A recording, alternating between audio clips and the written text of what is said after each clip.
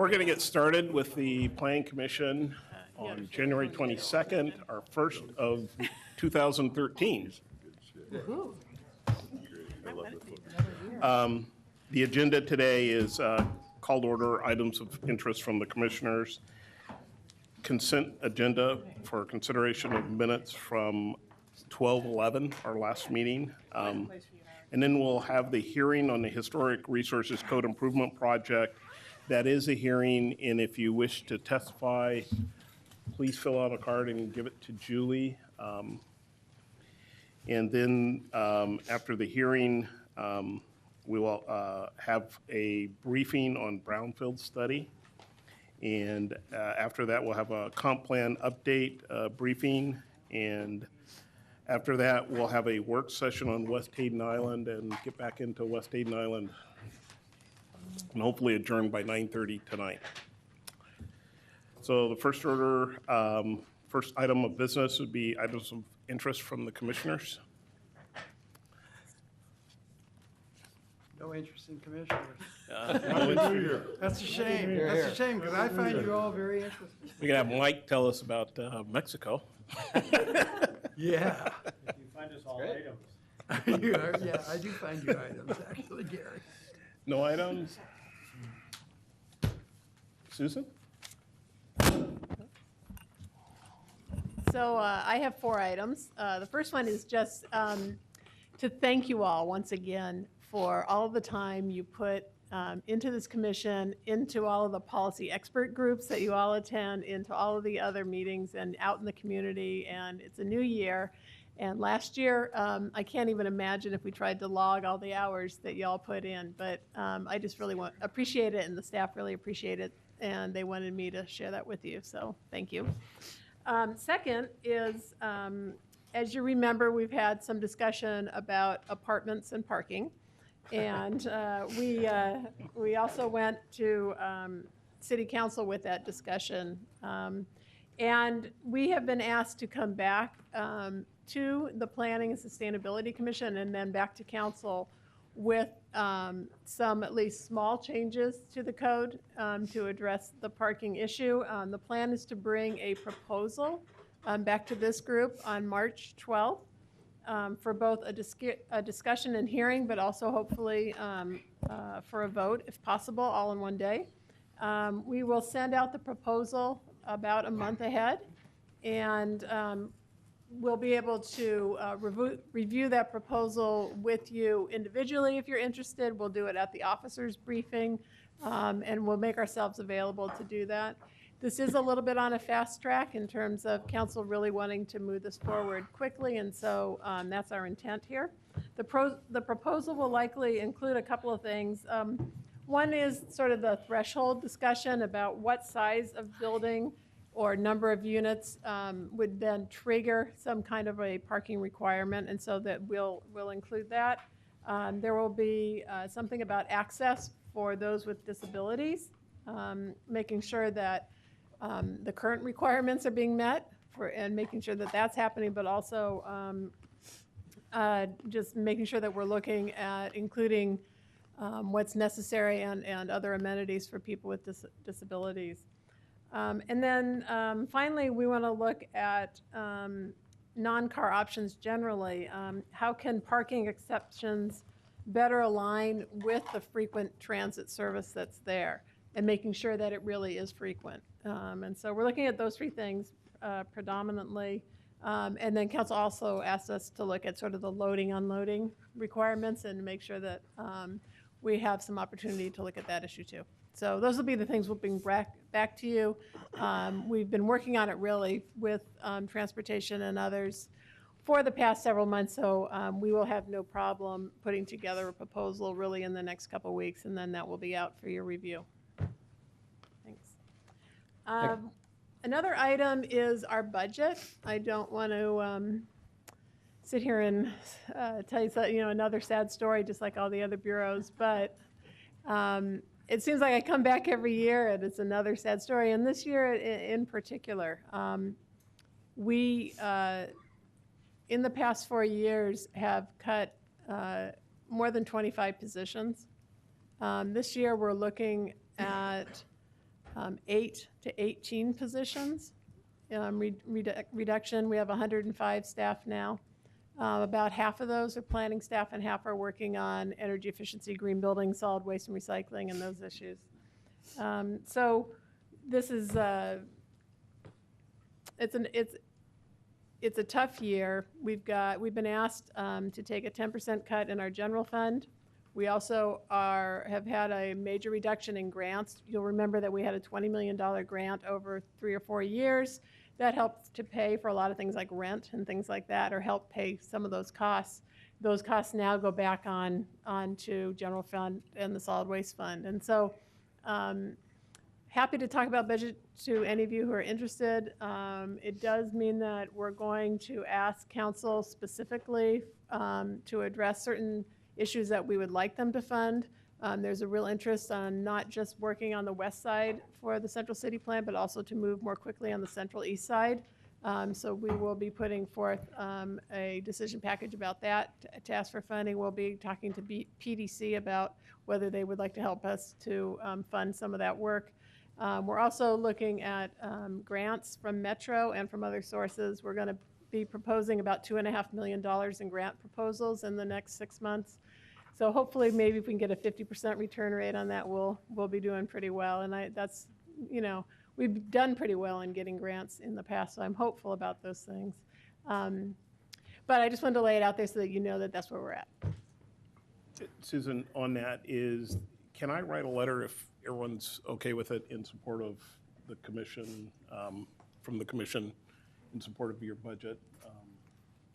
Is that? Yeah, that'd be great if that's something the commission wants to. If everyone's okay with that? Do that, I'd be happy to work. We could do in support. Yeah, when once the budgets get filed February 4th, and then there will be 2 budget discussions, hearings of sorts with council on our own particular budgets. And if it's appropriate to have a Planning and Sustainability Commission member there, I will ask y'all, either the chair or co-chairs or others to be there. And be able to give you enough background so that you can be specific, about the things that are really important to you all. Mike? Well, that was going to be my question. What would we say in that letter? How, like, put back the 10% or? So, yeah, we need to be specific. So, yeah, and maybe we could, we don't need to do that letter today. We don't need to have that in before the 4th. And so we could have that as a discussion item at one of the officers' briefings, and be happy to then let people know when that's going to be. And you all could be a part of that if you're interested. So. And then, Mike, you had a... Oh, yeah, I just had something. I do send emails to you folks on occasion. And I just wanted to bring up one I sent. There's a blog out there, The Nature of Cities, that was started a year ago. And we got I thought, a very provocative entry from Tim Bately, who wrote the Biophilic Cities. He's very active in urban issues around the world. And this blog that we started a year ago has contributors from throughout the world. And Tim wrote a really interesting one, I think, on the importance of sounds of nature in the city, people having access to natural sounds. And in fact, he put a little quiz in that one. I don't know how many of you read it or took the quiz. And I just followed up with a request that we seriously consider, the issue of noise pollution, but also access to more natural sounds as part of the comp plan process. So I just wanted to remind you that I really do want to bring that up, and it's something we want to take on and bring some experts in at some point. Paul Van Orden, the noise ordinance officer, maybe some other folks to pursue that as part of the comp plan. So it's a very, I think, poorly understood negative environmental impact, noise pollution. But on the other side, in terms of human health, access to contemplative sounds in the city can be very important too. So it was interesting. I sent that out to folks around the region, and I had 30 or 40 responses, really very visceral responses from folks. It's a big issue to a lot of people. So Thank if you haven't read it, check it out. It's pretty cool. Take the quiz. So I have one more item, which is a quiz. So who here knows what day it was 5 days ago? Besides January 17th. There's another answer. Well, many of you may not know, but it was Gary Oxman Day at the county. Oh, that's right. And- Yes. And the Multnomah County declared it official Gary Oxman Day as he is retiring from service on January 31st. Is that correct? And he has been in public health and in public service for 28 years, besides being in bands and doing other things that he does. And so I just wanted to recognize him here. I have a quote from Jeff Cogan who said, "You are something that Multnomah, Clackamas, and Washington counties can all agree on, and that's really special." Congratulations. Thank you, and my colleagues on the commission, you won't be rid of me at that time. I signed up in the fall for another stint here, so. Good. That's it? All right, great. Any other comments? Consent agenda, consideration of minutes from December 11th, 2012. Second, moved and seconded. All in favor? Aye. Great. Historic Resources Code Improvement Project. This is a hearing and recommendation. Jay?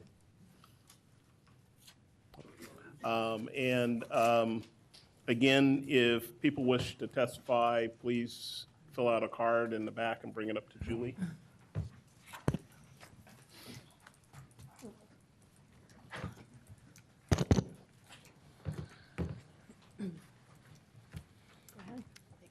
Good evening. My name's Diane Hale, and I'm going to do a short presentation tonight.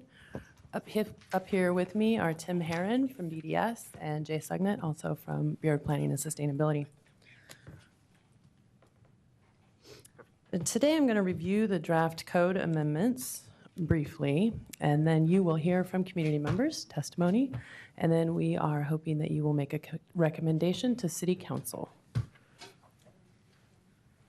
This project came about to address concerns from homeowners in historic districts about the high fees and extended times associated with historic design review.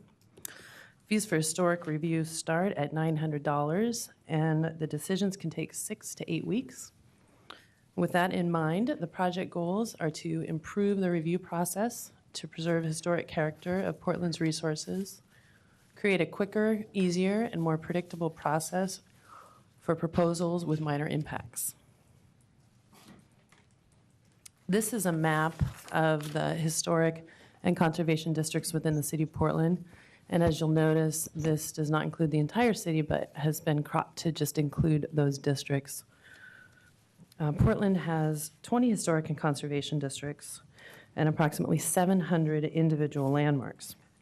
These individual landmarks can be located within a district, or they can be individual properties, such as the Ladd Carriage House or the Pittock Mansion.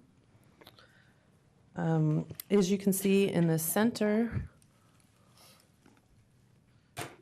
of the map is Irvington Historic District. That's a very large one. And the nomination of this historic district partly has helped prompt this project because it brought in quite a number of historic resources and people that were dealing with these regulations that were new and sometimes cumbersome. This amendment package applies to historic resources citywide, but as you'll see, many of the specific amendments are directed toward the residential zones. We began this project last summer, working with different stakeholders to identify potential alternative solutions to meet these project goals. In September, we released an issues and options paper that started the conversation. In November, we released the first round of code amendments in the discussion draft, and we held a hearing before the Historic Landmarks Commission. We're here with you today after revising those amendments for a hearing, and next we will move on to City Council. Throughout the project, we have been talking with a variety of stakeholders to get their feedback and discuss the options. And these have included the Buckman, Irvington, and Downtown Neighborhood Associations, Southeast Uplift, and the Northeast Coalition of Neighborhoods, the Development Review Advisory Committee, the Oregon Remodelers Association, the Portland Coalition for Historic Resources, which includes neighborhood representatives, representatives of the Bosco Milligan Foundation, Historic Preservation League of Oregon, the American Institute of Architects Historic Resources Committee, and we also, as I mentioned, met with the Historic Landmarks Commission and you folks, and we've also been in contact with the State Historic Preservation Office.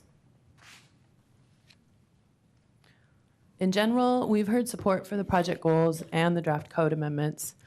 What we've heard a lot of is that there is a long list of other issues that stakeholders would like addressed. These include, most frequently we've heard that they would like specific design guidelines for specific historic districts developed that could better the review process. And they would also like the high cost of fees addressed. And on that note, we are not addressing the fees with this project. The fees are reevaluated annually by the Bureau of Development Services to coincide with the fiscal year. And so one hope is that if we change the regulations and it requires less BDS staff time in the future, then those fees would be adjusted downward in the future.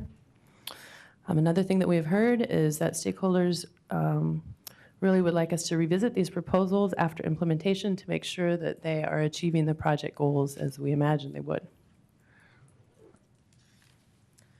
Before I go over the specific code amendments, I'd just like to cover a little bit of terminology.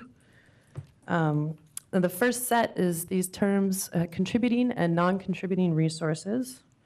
When a historic or conservation district is formed, or when an individual landmark is designated, an inventory is completed that identifies resources within the district or individual property as either contributing or non-contributing.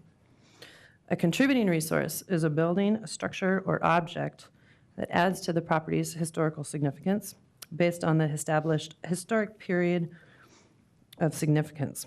A non-contributing resource is one that is within the district or on the property of an individual landmark, but doesn't contribute to the significance of the district or the landmark, either due to age or inappropriate alterations to the building or structure.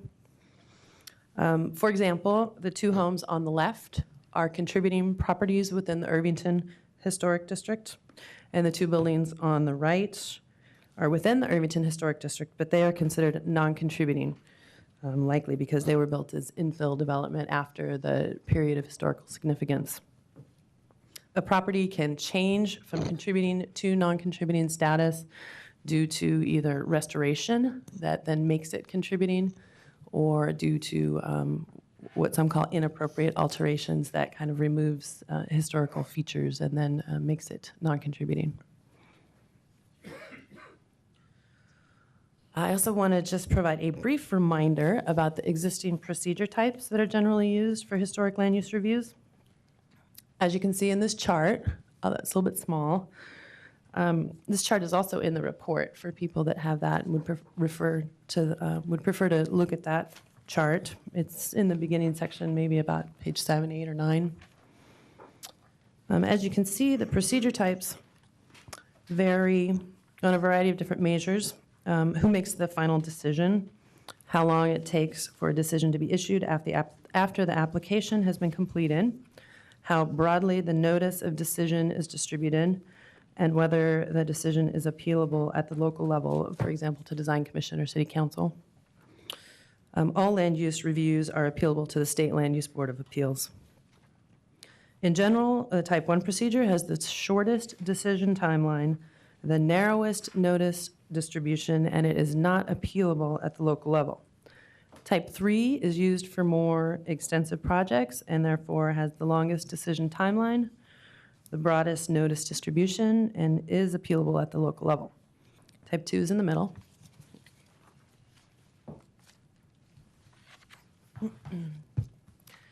Now I'll talk about the specific code amendments in this package.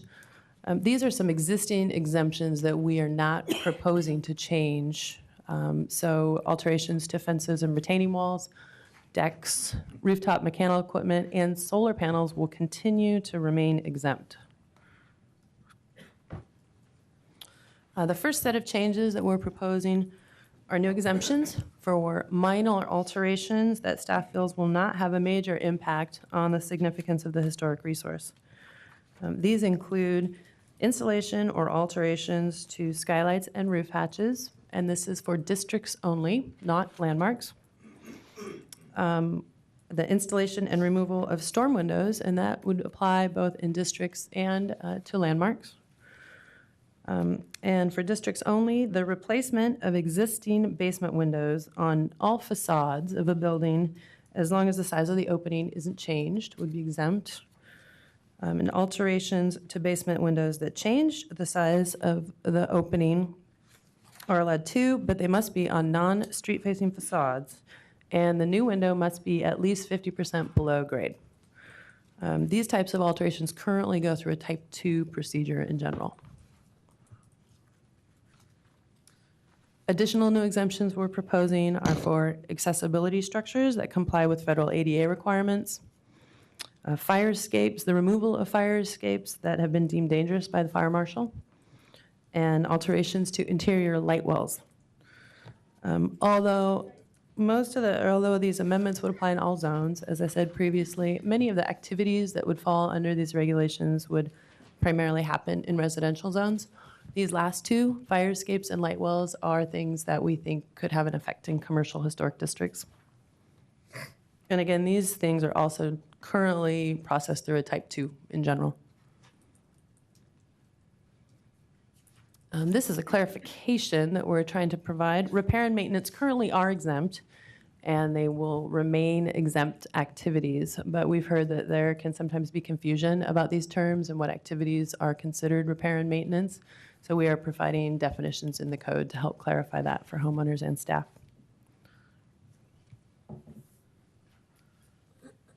One of the major features of the code amendments is a new type 1 procedure that would be used to process minor historic design review cases in residential zones. I'll go over the specific applications that would be processed through this new procedure in the next section, but I want to talk a little more generally about the procedure first. The features of the new type 1 are displayed in this chart in that second row, nested between the existing type 1 and the type 2. The purpose of the new procedure type is primarily to shorten the timeline for homeowners for actions that we want to encourage, such as restoration or alterations that we don't believe will have a great impact on the historic significance. The timeline for this new procedure would be cut in about half. The new procedure type would have the same notification procedures as the existing type 1, and there will be no local appeal, although the decision would still be appealable to the Land Use Board of Appeals. Many of these alterations that we're proposing to go through this new procedure are currently processed through a type 2, which does allow for local appeal. And so we have heard some concerns from neighborhood representatives about losing this local appeal feature. And we've tried to take that into account and recommend alterations and other activities that we feel would not have much of an impact on the historic significance of resources. The savings in time and then potentially the savings in fees that could result from this new procedure are due in part by dropping that local appeal. Accessory structures in residential zones. Currently, new construction of accessory structures less than 300 square feet and alterations to accessory structures are exempt from review. We're proposing to tighten these regulations a little bit for both landmarks and districts because accessory structures can contribute to the historic significance of a resource. And on the flip side, then, inappropriate alterations to an accessory structure can weaken the significance. In the proposal, new accessory structures in residential zones that are less than 200 square feet would be exempt. And new accessory structures greater than 200 square feet would go through the new procedure type.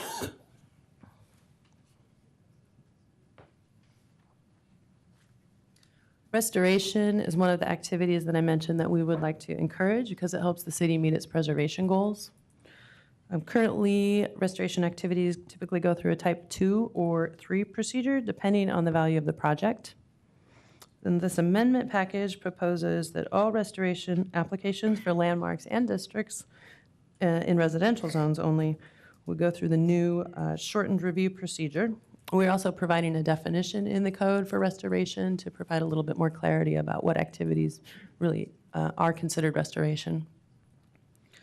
We're not proposing to use the new procedure type for restoration projects in commercial zones because those projects are typically extensive and very complex, and we do not think that they could be processed in the shortened timeline.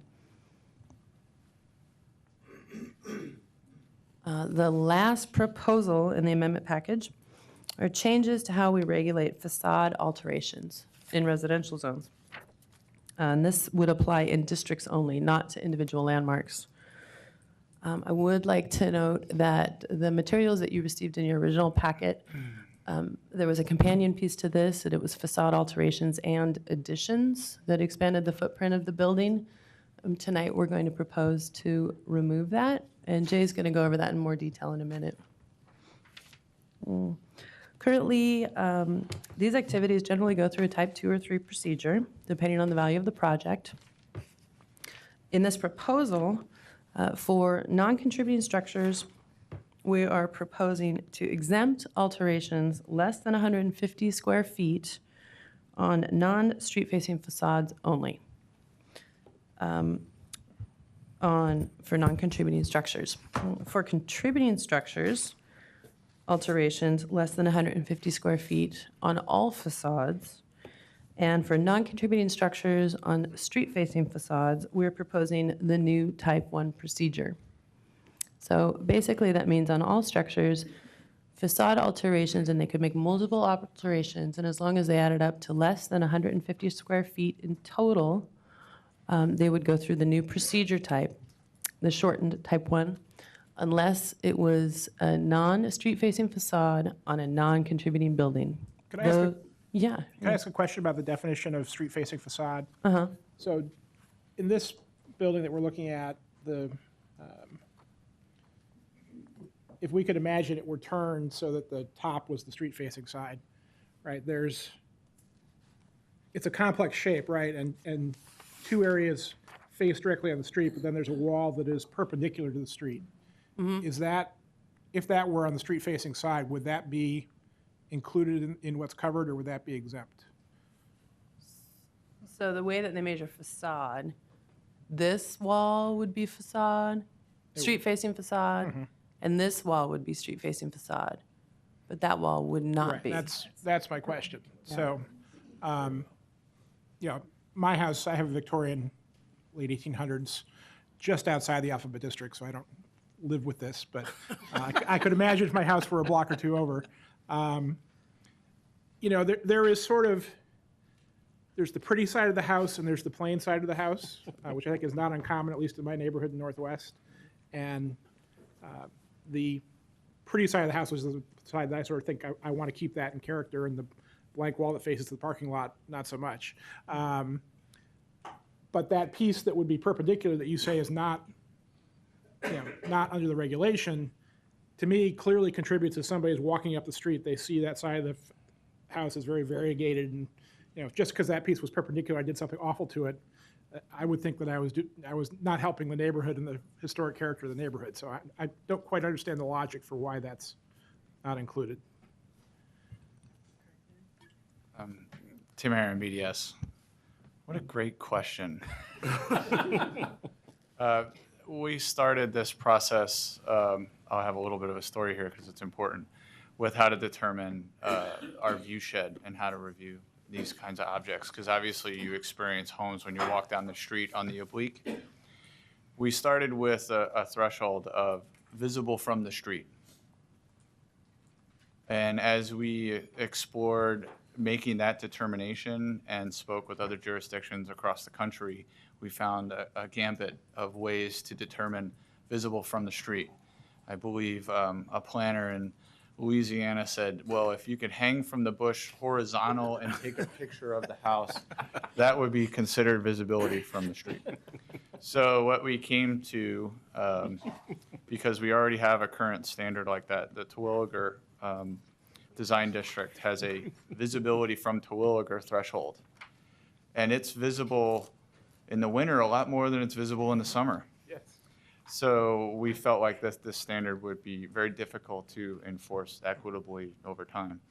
To your point, however, this, and in speaking to a Victorian, and if it is or were in a historic district, it would more than likely be considered contributing. this 150 square foot just gets you into a shorter, faster review. It does not exempt you from review.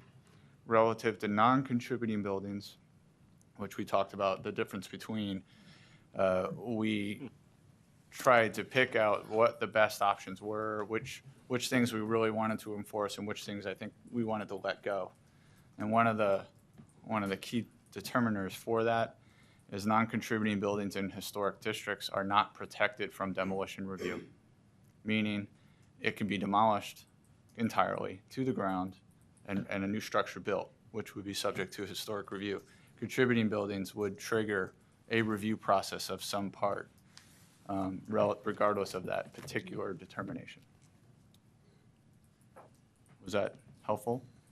So to keep things simple, we exempt both sides, sort of what I heard. For non-contributing. I'm going to piggyback on that. So if that building is located on an open space that happens to be the backyard, and that open space could be a number, maybe you don't have any right now in the districts that are defined, but maybe it's a park, maybe it's the river.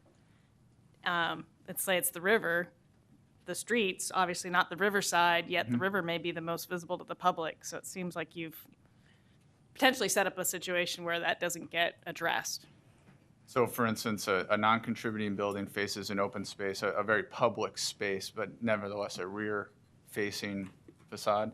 I think in our view, that's where the 150 square foot vertical area calculation would limit that kind of an addition to having an egregious impact on that particular frontage or that particular view shed. And then that goes into my next one. If I can have multiple 150 changes by permit, can I not at that point pretty drastically affect? And I'm thinking of a homeowner slowly doing it themselves. They're not doing it on purpose, but you know, one year I do this, the next year I do this, the next year I do this. It seems like after a while you could potentially destroy the character of that. Yeah, death by a thousand cuts kind of thing. Yeah. It's great to have you on the commission.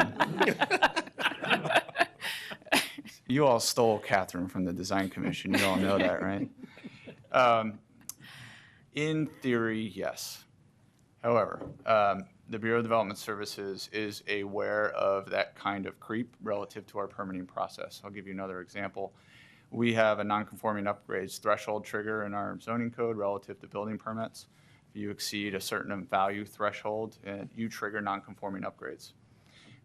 We have had permits that come in curiously a few dollars short of that upgrade sometimes. And what we do is monitor that over time. However, relative to a certain timeline, or we wanted to put a cutoff, we really didn't put a number on it, because if someone did a small dormer in 2012 and it triggered a type 1, I don't think I would feel bad if 2 years later they did another dormer and it triggered a type 1, but the aggregate would have triggered a larger review. So I think we're aware of that potential, but we also have an internal policy of, does it pass the laugh test? And we can enforce on that through our permitting process. And then one more to that. If you say you have a front porch and you decide it's an open front porch, put windows around it and enclose it, and it's into the 150 square feet, it seems like that would also, and I'm no expert in historic preservation, but kind of affect really the character of the structure. Unless they were returning windows that were there and that porch originally had windows and photo documentation was there to show that, it would be subject to review, and if all the parts and pieces and profiles and details were there, we would probably approve it. If it was a non-historic condition, we would have a problem with it and work with the homeowner to help find a better solution, or deny the application. So I think I'm getting maybe a little hung up on, and I might have missed it in reading in what we had in our packet, when it's defined as contributing versus non-contributing. You did go through it. So it's like, but as you're reading through the language in the code section, I wasn't, I guess, picking up on, oh, if you're contributing, this is what you follow. If you're non-contributing, I guess just ditch it. If it helps, on page 7 of the thicker package that you have, there's a table that we've added on to your left side, and you'll notice towards the bottom the column is split into a pair. And that's where it spells out the difference between contributing and non-contributing, and when you would trigger a review or not. Okay. But in summary, we realize that even non-contributing buildings that face the street have a presence to that historic district. You know, for instance, contributing, non-contributing, there's obviously a pattern. And that's why we removed any exemption from that front-facing facade and focus that effort towards the rear. And that reason is to allow some latitude to a non-contributing building that could otherwise be demolished, and we start from scratch. Right. And focus our attention on that front view shed for those historic districts particularly. Okay, thanks. You're welcome. Oh, Karen?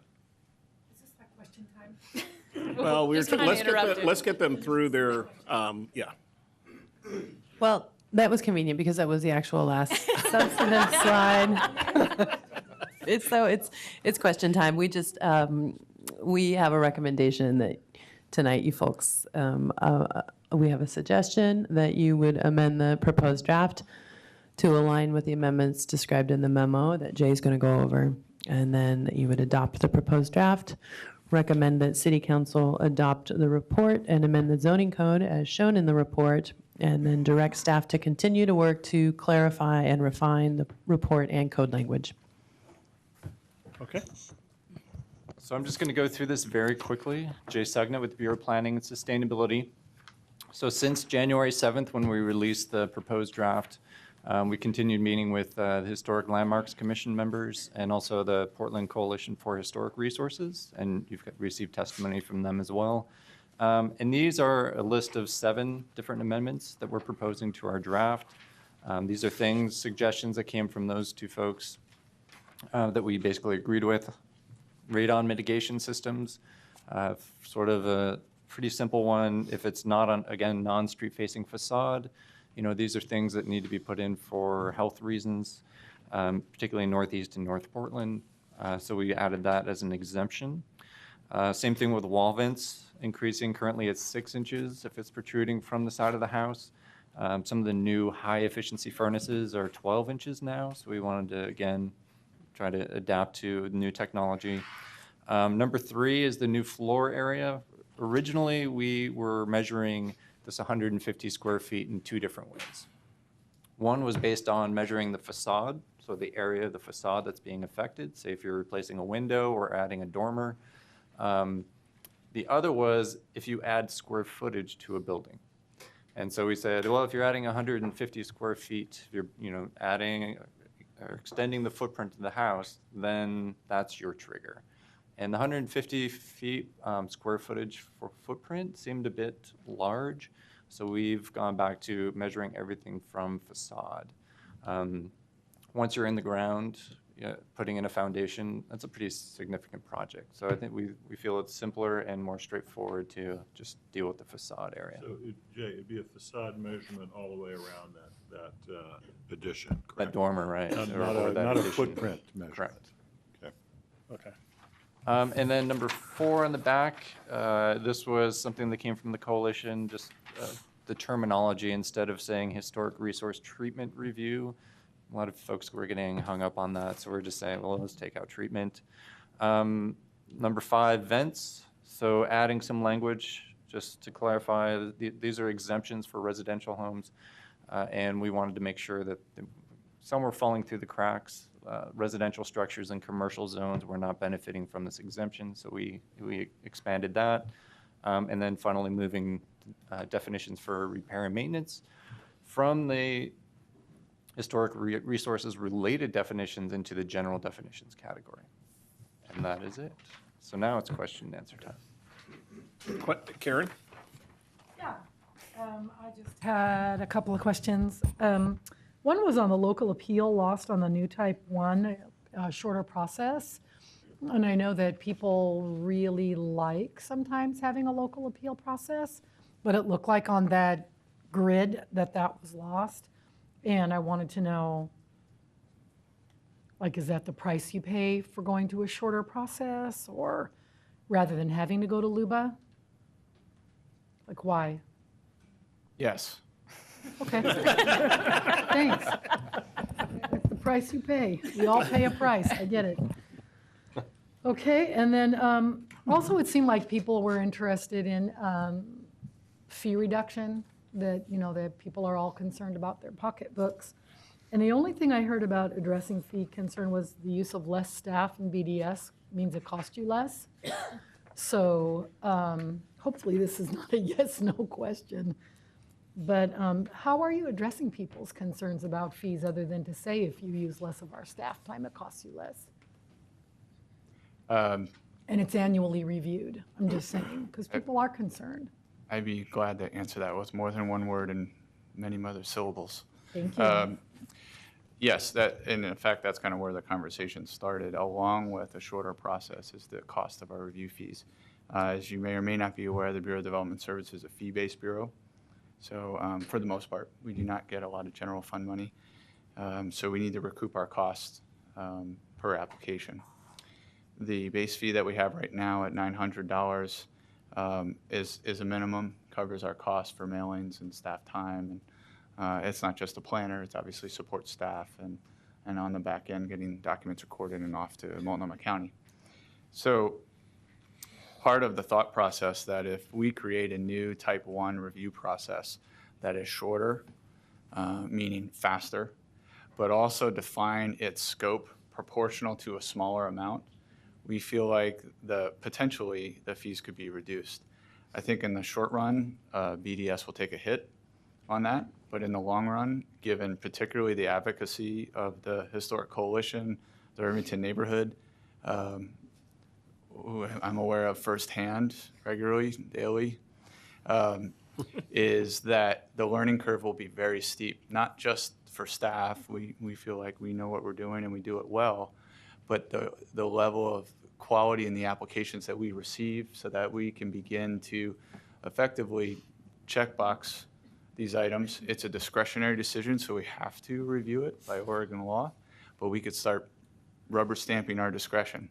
So when we get the right section detail, the right material, the right profile, we can nail these timelines down. So we're spending increasingly less time processing these small scale alterations, which is the heart of this review, is how to define that. And that's why we hemmed and hawed a little bit about the 150 square feet, whether we measure it horizontally, vertically, both. We had to make some compromises in getting to the solution you have today, but we think in the long run, we can recoup our costs, and that could mean shorter or later a reduction in fees.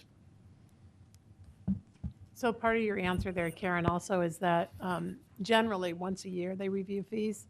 And my understanding is that they will take a look at the fee structure at the next time that they do fee review, which is in May? Mm-hmm.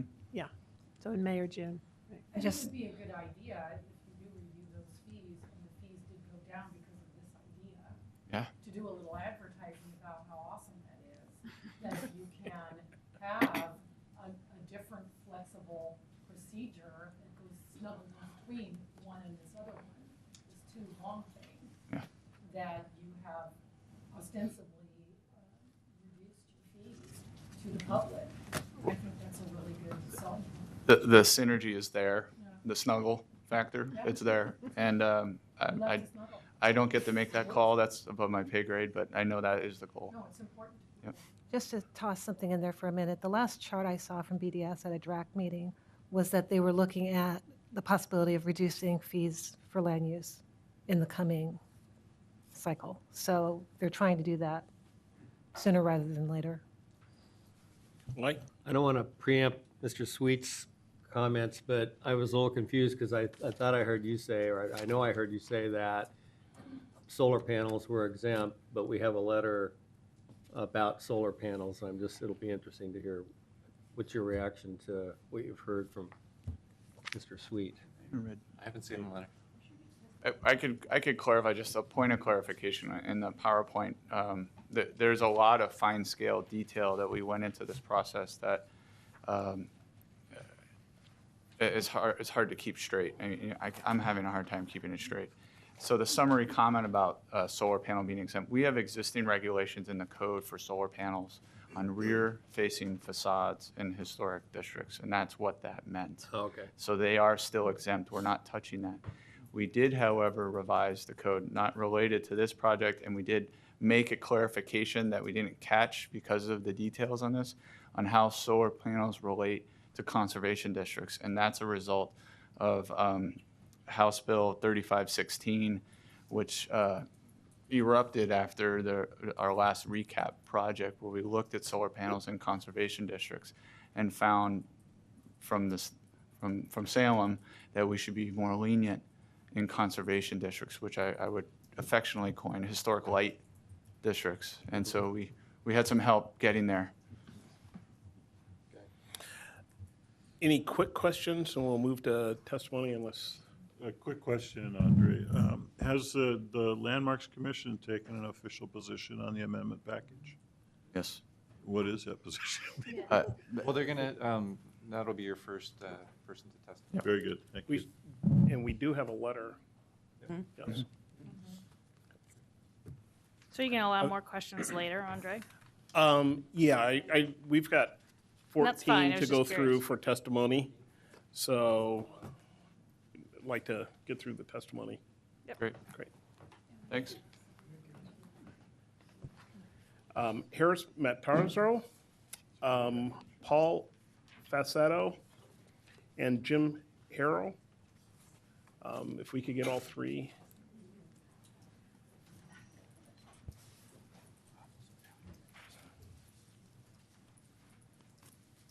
Harris, you want to go first? Will.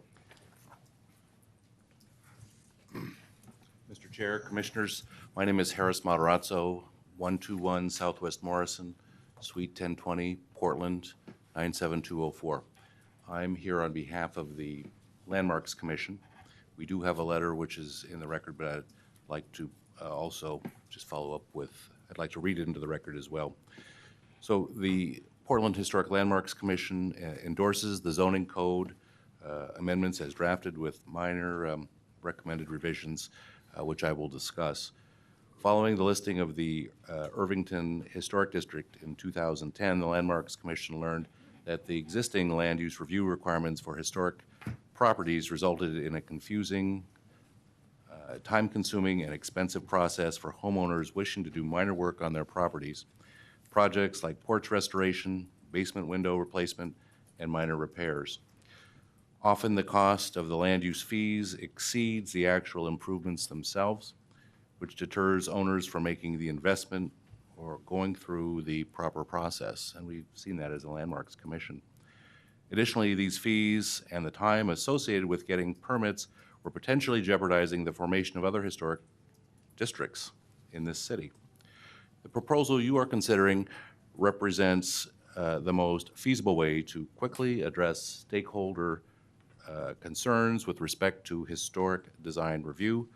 The creation of a new Type 2 review will provide for a speedier, less expensive review for the minor home remodel projects, as most projects currently go through the more time-intensive Type 2 review. Additionally, the proposal specifies a number of exemptions that will allow property owners to undertake certain projects without review due to the negligible or non-existent impact in the historic district. From the outset, Landmarks has understood that this project could not address all code concerns and shortcomings. With an 8-month public process and no real budget, we understand that this project cannot serve as a complete overhaul of the code related to the historic design review. And with no general fund monies available to subsidize historic design review, we understand that compromises are necessary to achieve the ultimate goal of a more equitable review process. For instance, the formation of a new Type 1 review for minor projects means giving up local appeal rights. That's something that we've just discussed here today. And it's something certainly as a commission that we've been concerned with, and I am particularly concerned with that. But Landmarks recognizes that there is stakeholder concern surrounding the loss of local appeal for these minor reviews. However, we believe it is a reasonable compromise given the overall objectives of this project, including reducing cost and providing for an expedited review. Another area of stakeholder concern has been the use of square footage triggers in determining whether a project would fall into a Type 1 or a Type 2 review category. Because the current code is based upon these triggers, we understand that it is outside the scope of this project to completely revamp the approach to determine review thresholds. Initially, a 200 square foot trigger was proposed by staff, but after having testimony from stakeholders and discussions amongst commission leadership, it was decided that a 150 square foot trigger would be a more appropriate delineation between small and large projects. While all projects must still meet historic design review approval criteria,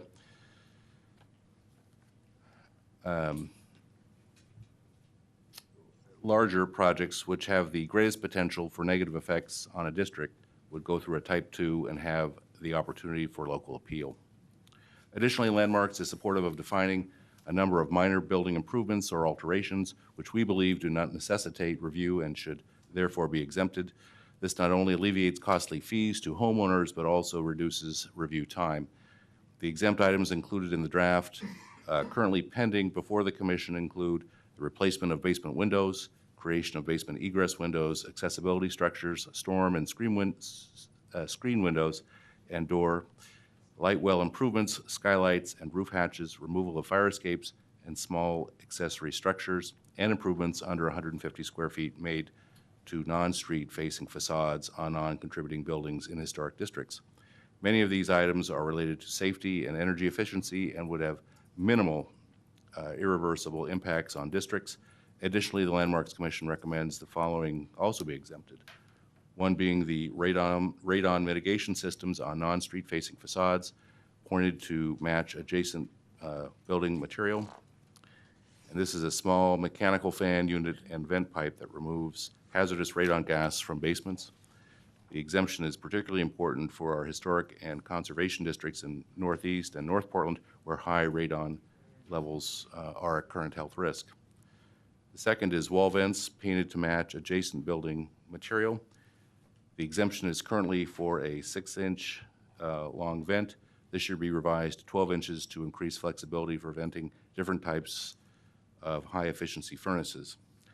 Lastly, after hearing the testimony that the code needs to be more user-friendly and accessible to homeowners, the Landmarks Commission is committed to facilitating the creation of guidance documents to assist property owners in understanding historic design review requirements.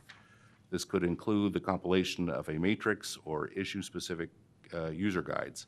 We believe that these types of homeowner resources will alleviate stakeholder concerns that the code revisions are still not understandable to the layperson. While we find that the improvements do increase clarity within the code, we also recognize that the code is inherently technical in nature. Therefore, we believe separate homeowner handouts to help with code interpretation are the most appropriate avenue for providing for user-friendly information. Landmarks Commission applauds staff efforts in creating this document in such a compressed time frame as it addresses many important issues. While it does not rectify all shortcomings related to historic design review in Portland, it provides some much-needed relief to homeowners wishing to make small improvements to their properties and to staff who currently expend significant time fulfilling Type 2 review requirements. Although the Landmarks Commission has no control over setting review fees, we hope that these changes will ultimately result in reducing the overall costs and time associated with compliance.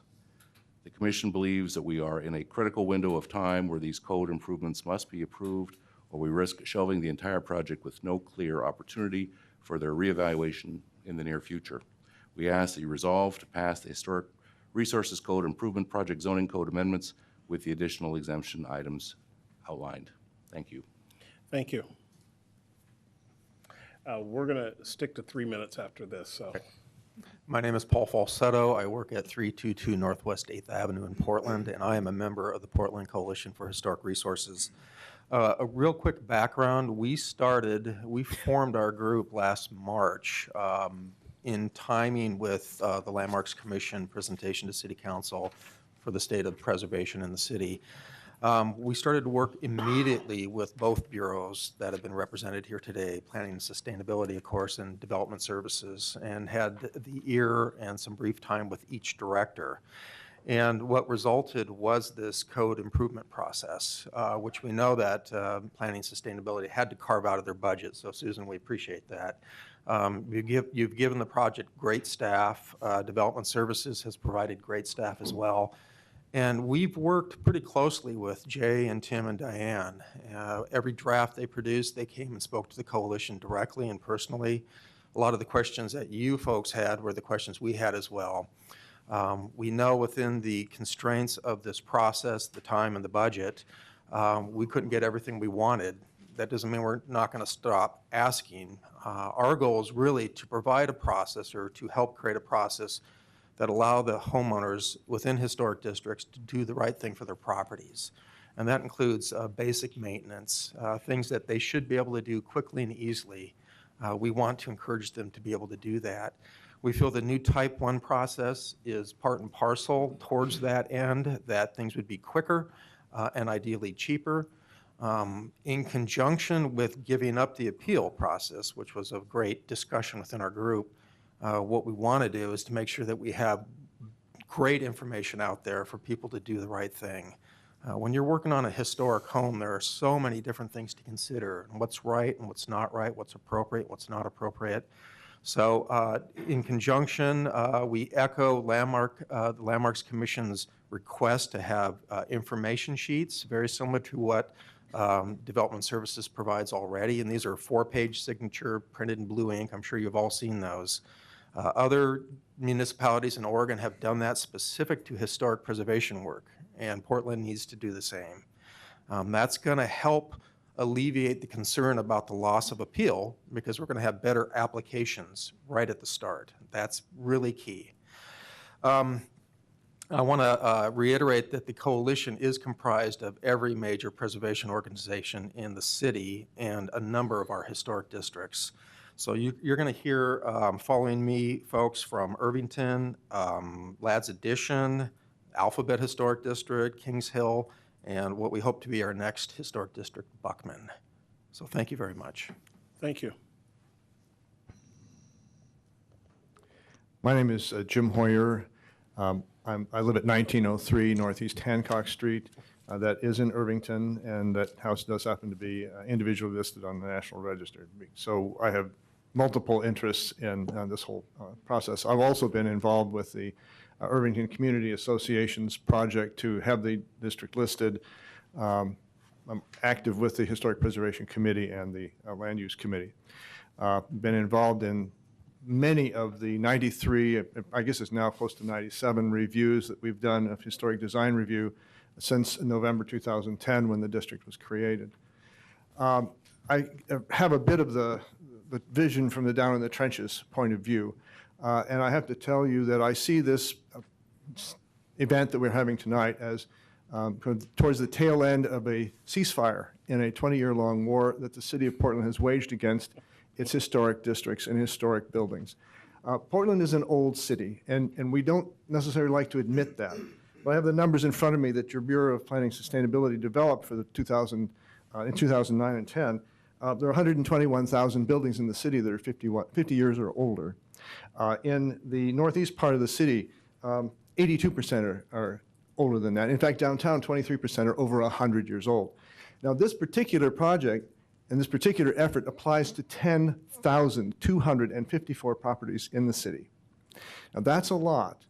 And one of the interesting things, I think, if you look back over the last 10 years, there haven't been that many applications for historic design review. And I suspect one of the reasons for that is an awful lot of work is being done without applying for this historic design review. Now, what's happened in Irvington is that we have a very alert community. We have the district to protect ourselves. It was not created, as earlier ones were, to take advantage of the economic, the special assessment economic advantages, tax reduction. That wasn't why we did it. We did it because we were under assault The conservation district wasn't working. We would wake up one day and see houses gone, and so we put this in as protection. So as a result of that, we are very alert to events where houses suddenly show up with dumpsters in front, and we have now 13 cases that have been put into abeyance by the Bureau of Planning, or Bureau of Development Services, in anticipation of this project coming to a conclusion. We're urgently anxious for that abeyance nonsense to go away and to have the proper processes be put in place to handle the smaller projects as well as the bigger ones. So this is an important step for Portland. It's an important step for the historic communities that are part of Portland, and we are excited to have this happening. Now, we're not completely happy with every aspect of it. The 150 square feet has been a challenge. It was not the concept that the Historic Coalition had originally intended, but we're open-minded. We want to see how it works.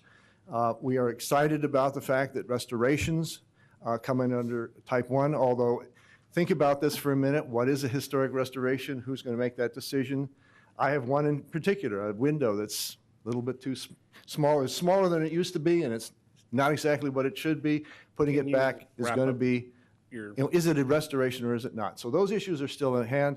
We're looking for you to push this forward and ask the city council to continue the process of fixing this problem with fees and the guidelines for establishing what is allowed under historic design review. Thank you. Craig Lewis, Tanya Lynn Maru, John Hassenberg.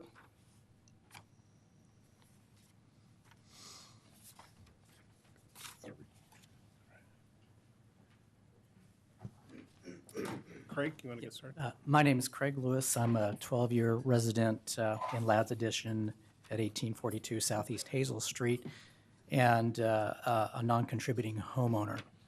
I'd like to voice my support tonight specifically for the measures in the second draft that address non-contributing homes within historical districts. These measures acknowledge the fact that most, if not all, are listed as non-contributing due to changes made prior to the establishment of the historic district, mostly by prior owners.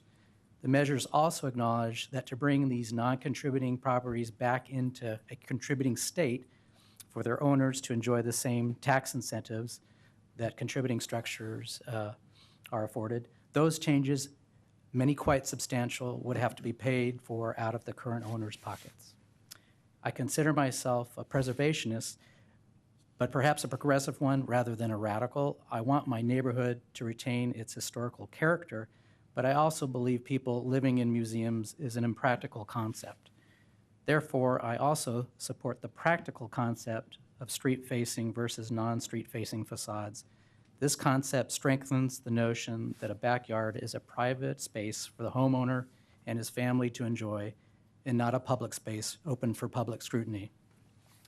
Finally, while I do support the aforementioned changes, there still exists an enormous communication gap between the standards and the homeowners who must adhere to them. Some of the frustration people like myself have had could be avoided or alleviated by formally informing homeowners prior to purchase the impact and important facts regarding a purchase in a historical district, by making the process for all to understand much easier, and by keeping the residents of districts informed and updated regarding changes in the process. As a personal example, I can tell you that from talking to my neighbors and reading our neighborhood blog, that very few of them are aware of the current improvement process. I myself would probably be unaware of it if it were not for my own design review case. If not improved upon, this can only lead to further frustration rather than more efficient government. Thank you. Hello, my name is Tanya Lynn March, and I live at 410 Northwest 18th, apartment number 303. I live in a landmark building in the Alphabet Historic District. It's a multifamily condo conversion building, and yes, I am, as Jim would call, someone who moved in for that tax abatement program. Otherwise, myself and my young family would not be able to afford to live in our neighborhood. One concern, and I am a member of the Portland Coalition for Historic Resources, is the learning curve, that in order to get these fees reduced, which is what the residents in the Alphabet Historic District have told me they want, we really need some sort of cliff note document created immediately. I understand that there are 48 such documents currently here in this building that you can get when you come up to the desk. And I would like one that would be centered around this code improvement project made. We said in our letter that was included in your packet today that the code changes as proposed by themselves do not address the needs of the property owners for greater clarity and understandability of the process and rules. The code is inherently technical in nature. Therefore, we believe that separate homeowner handouts to help with the code interpretation are the most appropriate avenue for providing user-friendly information. Accordingly, we urge the Planning Sustainability Commission include in its recommendation on the Historic Resource Code Improvement Project a request to staff to undertake and produce such handouts, and a request to City Council to provide the necessary funding to produce those handouts. Thank you. Thank you. My name is John Hasenberg. I'm an architect. I chair the code committee for the Oregon Remodelers Association. My offices are at 2104 Northeast 45th, Portland, Oregon. In a nice old house, by the way. That's been converted into offices. I'm here to just speak for our constituency, which is remodelers and contractors and architects and designers, and just to pass along some of our experience working in the Irvington Historic District and other old neighborhoods in Portland. In general, you know, we're very supportive of the revisions that have been made. Certainly something needed to happen. When the historic designation came to Irvington, a lot of people, a lot of clients and people that I know that live in that neighborhood were a little bit blindsided, didn't really know what they were buying into, and consequently, a lot of remodeling got put on the shelf because of the difficulty of getting approval or just the ignorance of what it took, and also the fees, which everyone's talked about. And I'm a little afraid that the type 1 process won't be much cheaper than the type 2. I know that from the city of Portland, the staff time it takes to do these sorts of things, $925 doesn't go very far. And so the type 1 is still going to require a lot of work. We're hoping that eventually there will be like a type 0 review, that we could identify certain project types that still would be reviewed, but that would be so benign in impact that we could avoid a lot of staff time and maybe have designated historic staff in the city of Portland review. So that's something I know that's not going to happen in this go around, but maybe in the future that would be advisable, because I think that that's the only way the fee is going to get low enough where it makes much sense. Because one thing you have to remember about the fee for application is that a professional has to present or prepare the application itself. It's not like the homeowner just fills out a questionnaire.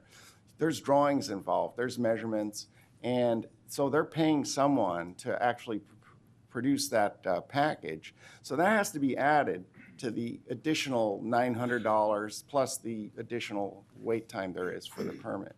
So, you know, I think that we submitted a letter. Our committee has also been interacting with the city about things we'd like to see changed. There's still a few things that, you know, amendments that we're kind of hoping would be in there. Some of these we feel are kind of like no-brainers, like interior chimneys in old houses get removed quite a bit these days when people replace furnaces, old furnaces or boilers, or with high efficiency equipment, and the chimney's derelict and it's dangerous. It's actually, in an earthquake, would probably be the most likely thing to cause any injury when they come tumbling down. These chimneys are little more than bricks with sand in between them. Can you wrap it up? Yes, I will wrap it up right now. So anyway, we did submit 3 items that we were kind of hoping to be reviewed: windows and the chimney, but anyway, we will continue as an organization to work with the city to hopefully revisit some of these rules. Great. Thank you. Questions? The next three are Barb Christopher, David Sweet, Tim Askin.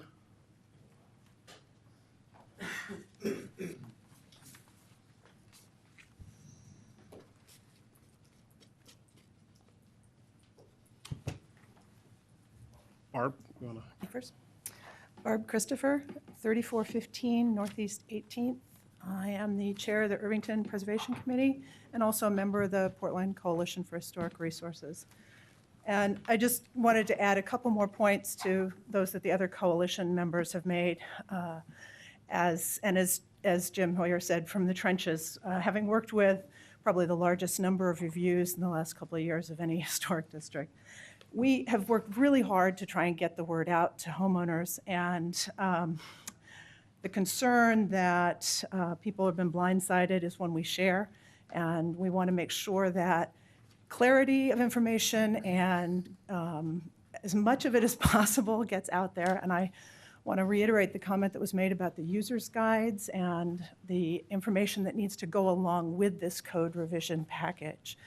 We, as a coalition, have suggested a matrix. We've suggested a lot of examples be added to the definitions, and I would encourage the city to look to some of those documents to keep us from asking, as Tim Herron once said in a meeting when we were talking with him, 2,800 questions for every 2,800 of the property owners in Irvington.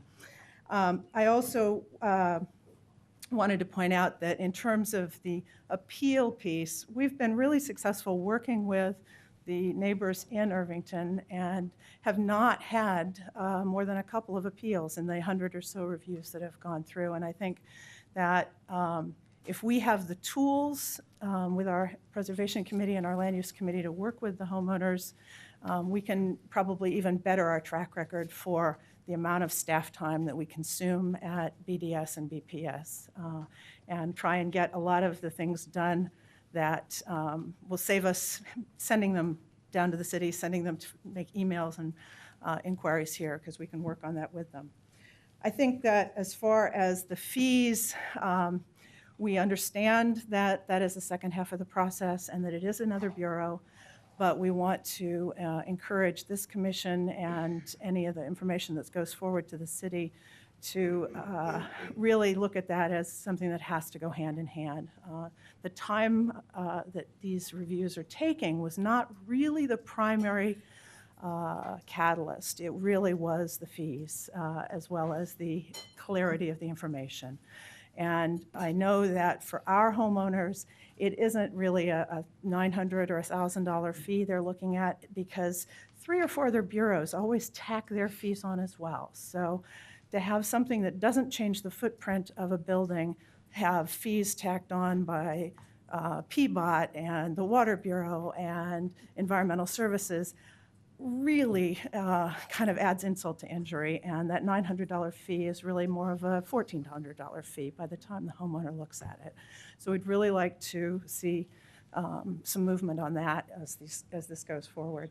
And I guess lastly, can we wrap it up? Yep. I will turn it over to David. Great, thank you. No problem. Thank you. David Sweet, 4520 Northeast 19th Avenue in the Sabin neighborhood. And I speak tonight representing the Sabin Community Association. A portion of Sabin lies in the Irvington Historic District, and as such, our neighbors are effectively barred from installing solar panels. And I'm here tonight to suggest that that could be changed. In 2010, I was project manager of the Solarize Northeast project, in which it's a bulk purchase agreement in which we saw to the installation of over 200 residential photovoltaic systems in Northeast Portland.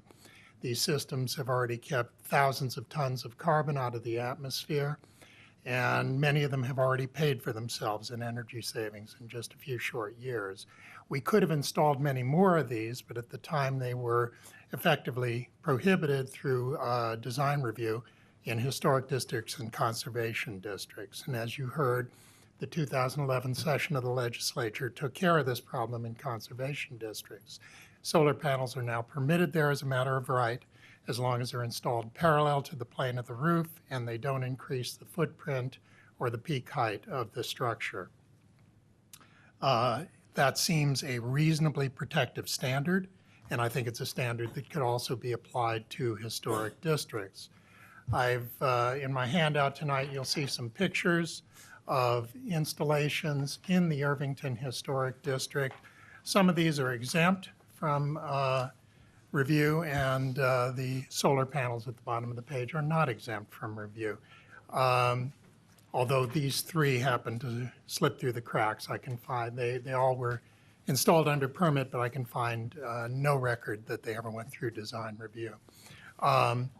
But I think you can see that the solar panels picture do less to compromise the historic nature of Irvington than do the satellite dishes, radio antennas, and other apparatus on roofs. It seems to me that solar panels have about the same impact on the historic district as storm windows, and storm windows would be exempt under the regulations proposed to you. Staff explains that storm windows do no permanent damage to the structure and can be removed by a subsequent owner. And we saw that when Ronald Reagan took up residence in the White House. So given the dual threat to our community and to our planet posed by climate change and peak oil, it's imperative that we encourage the generation of clean energy on any appropriate rooftop in the city. I urge you to allow the homeowners of Irvington, Sabin, and other historic districts to have access to this proven important technology. Thank you. Thank you. My name is Tim Askin, Secretary of the Buckman Community Association, 934 Southeast 15th Avenue, Portland. The Buckman Community Association commends staff on this project and is thankful to the Bureau Chief, Ms. Anderson, for providing unfunded staff time to this project. The Neighborhood Association considers this a step in the right direction and a reasonable improvement given the time limits and funding. We'd like to endorse the package as written with the amendments proposed by both staff and the Landmarks Commission, with one further caveat. Regarding page 9 in the large packet, as Commissioners Smith and Schultz brought up about the definition of street-facing facades, we take substantial issue with this.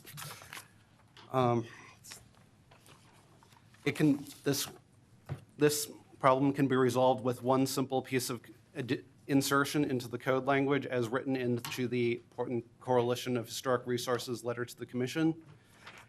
Any facade bound by two facades that are parallel to the street would be covered by the regulation for design review. And that is a simple change in the language that would address that gap where an entry door is likely to be. In addition, would also the code as written, the revised codes as written here would cause significant problems with U-shaped and E-shaped buildings, because you would only look straight back and would not, the Bureau would have no purview over the sides of the courtyard.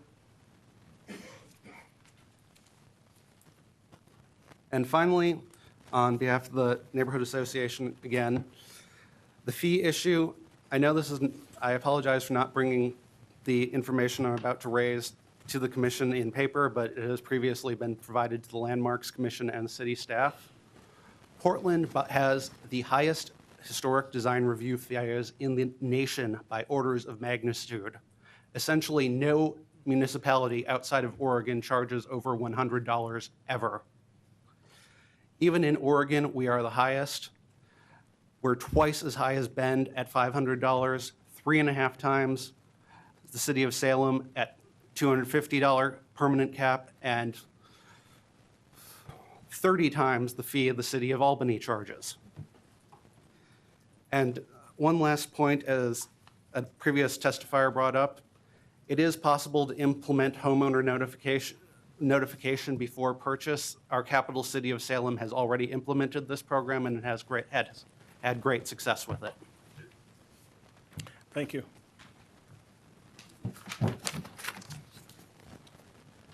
The next three are Linda Nedekoven, Dean Gisvold, and Kathy Tycotter.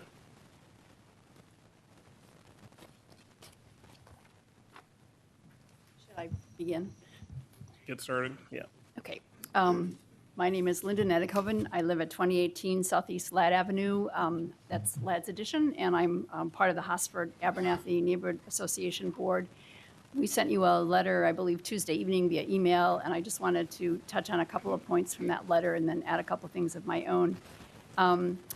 As others have mentioned, we're extremely grateful for the excellent staff support and opportunity to collaborate in this process, and feel like it's a good next step in making historic design review more affordable, efficient, and understandable. We are really concerned that the historic review not be so cost or process prohibitive that we can no longer keep a diversity of both income levels and housing sizes in our neighborhood. Obviously, we can't discuss this topic tonight because it doesn't fit in this agenda, but we are concerned about tear downs and demolition. We have quite a range of housing sizes and we want to keep it that way. And as it currently stands, it perhaps may change in the future. We also we stressed in our letter the idea, I'm one of those people who spent several $1,000s on an architect, only to find out that I couldn't do what we had submitted to the county, and that's how I got to know Tim Herron the first time. He was very nice about it, but it was not a pleasant experience. And at that point, I was rescued by members of our informal Historic District Advisory Committee, which I think all districts used to have them, and then they were sort of taken away because they were an extra step in the process, and people were trying to streamline review. Oh, good thing. But we have sort of reinvigorated our committee, and it functions, I think, as Irvington's does, and is quite an excellent resource for people who are trying to consider modifications to their homes. I'd like to see that somehow. I know staff will recommend that when they're aware that such a group exists, but I'd like to have that become more formal or more common practice, or something where you've got local people who are willing to volunteer and sort of pave the way for someone who's considering making some modifications. And again, we echo that request for written materials via the Bureau of Development Services that can pave the way for folks that are trying to take this on for the first time especially. I've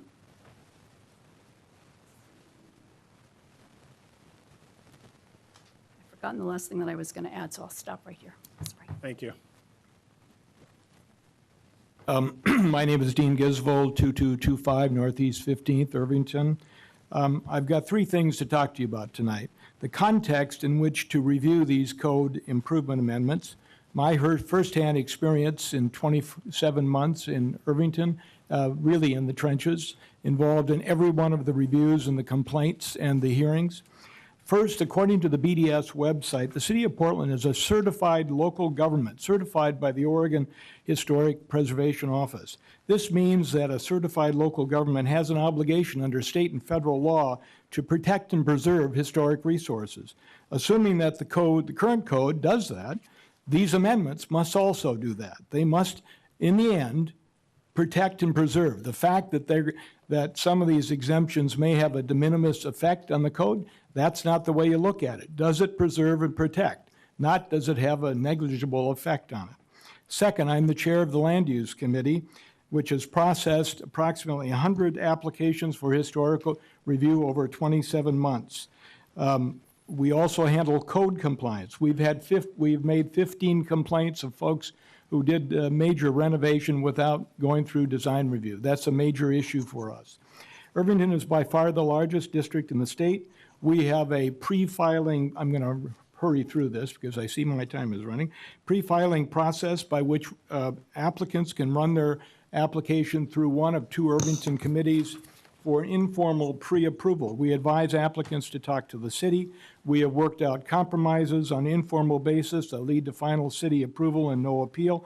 We have worked diligently with the city regarding those folks who have not complied. At its expense, the ICA has, in conjunction with the Architectural Heritage Center, published a 27-page brochure on windows.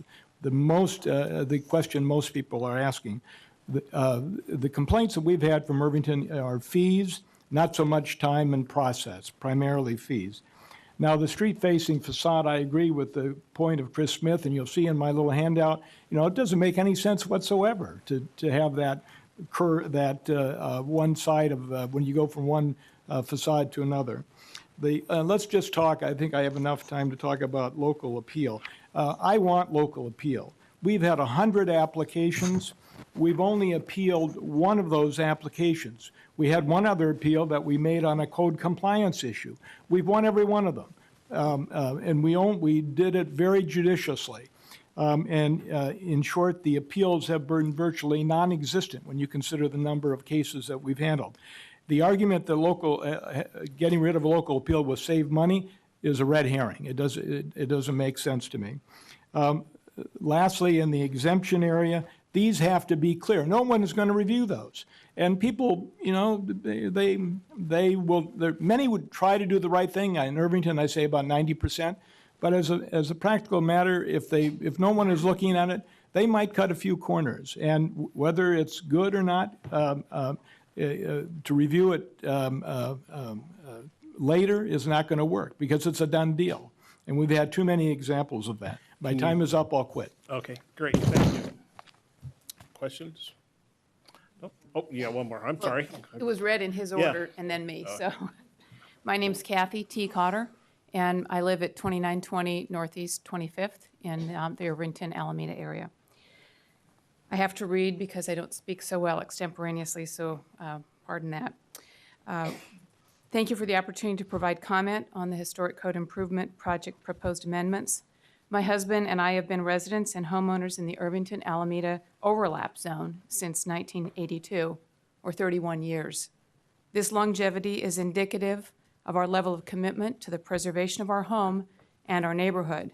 When we learned the area had received historic district designation, we assumed it would protect the neighborhood from obvious new development or infill with homes out of character with the colonial, four-square, English Tudor, or bungalow homes, many built nearly a century or more ago. We did not anticipate it would place overly restrictive regulations on improvements done in keeping with homes' original character, improvements intended to enhance and protect one's investment. We are in support primarily of the amendments to create a new Type 1 small project category, as well as the expansion of some of the exemptions in the amendments. Such as exemption for removal of storm windows. However, we only feel that the type of not traditional to the homes in the neighborhood, such as aluminum and anodized aluminum, when these storm windows fail, such as plastic components becoming brittle or breaking or weather strip deteriorating, you cannot repair them. Leaving them in place when they're no longer functional can only result in damage to the underlying window framing and sashes, as we have experienced in our own home. We're not sure we are in favor of adding an exemption for adding storm windows unless they are of the original wood frame seen in some areas in the home. And it's my understanding that you would be able to both remove and put new storm windows on as an exemption, unless I'm interpreting things incorrectly. Alterations to include replacement of windows, doors, etc. of a small nature, which is listed in the amendments as a Type 1 or a little project. We commented at the December landmarks meeting and still maintain this new procedure type could be susceptible to some interpretation. Where does replacing a component of a structure versus the entire structure fall? For example, replacing a rotting window sash as opposed to replacing an entire window and framing. Would this require design review if it is done with like materials and design? For example, a wooden sash replacing with a wooden sash, and true divided light replacing with same true divided light. This is not the same as creating a new window opening of differing dimensions or replacing with materials not of the period in which the home was built. Street-facing versus non-street-facing alterations having a different review process is apt to create a multitude of problems. Even though a portion of the structure does not face the street, It does not exclude the fact the alteration could be visible from the street.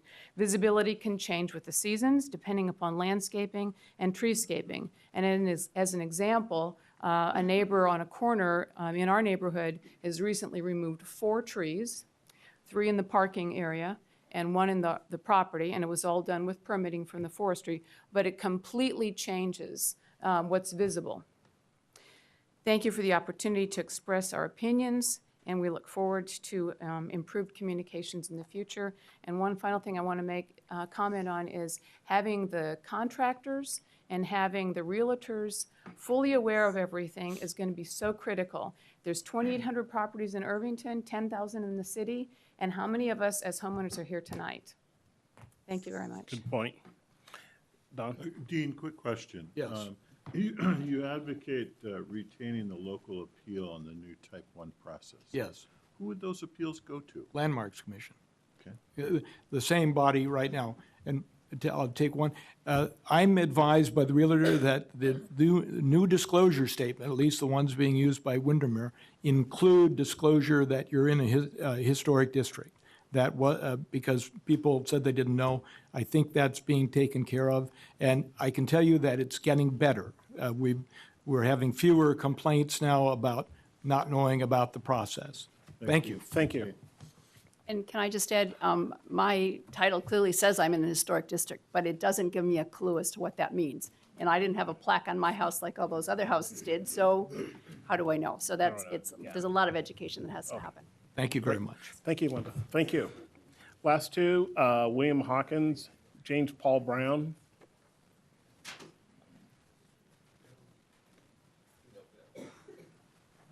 One last call. Anybody else would like to testify?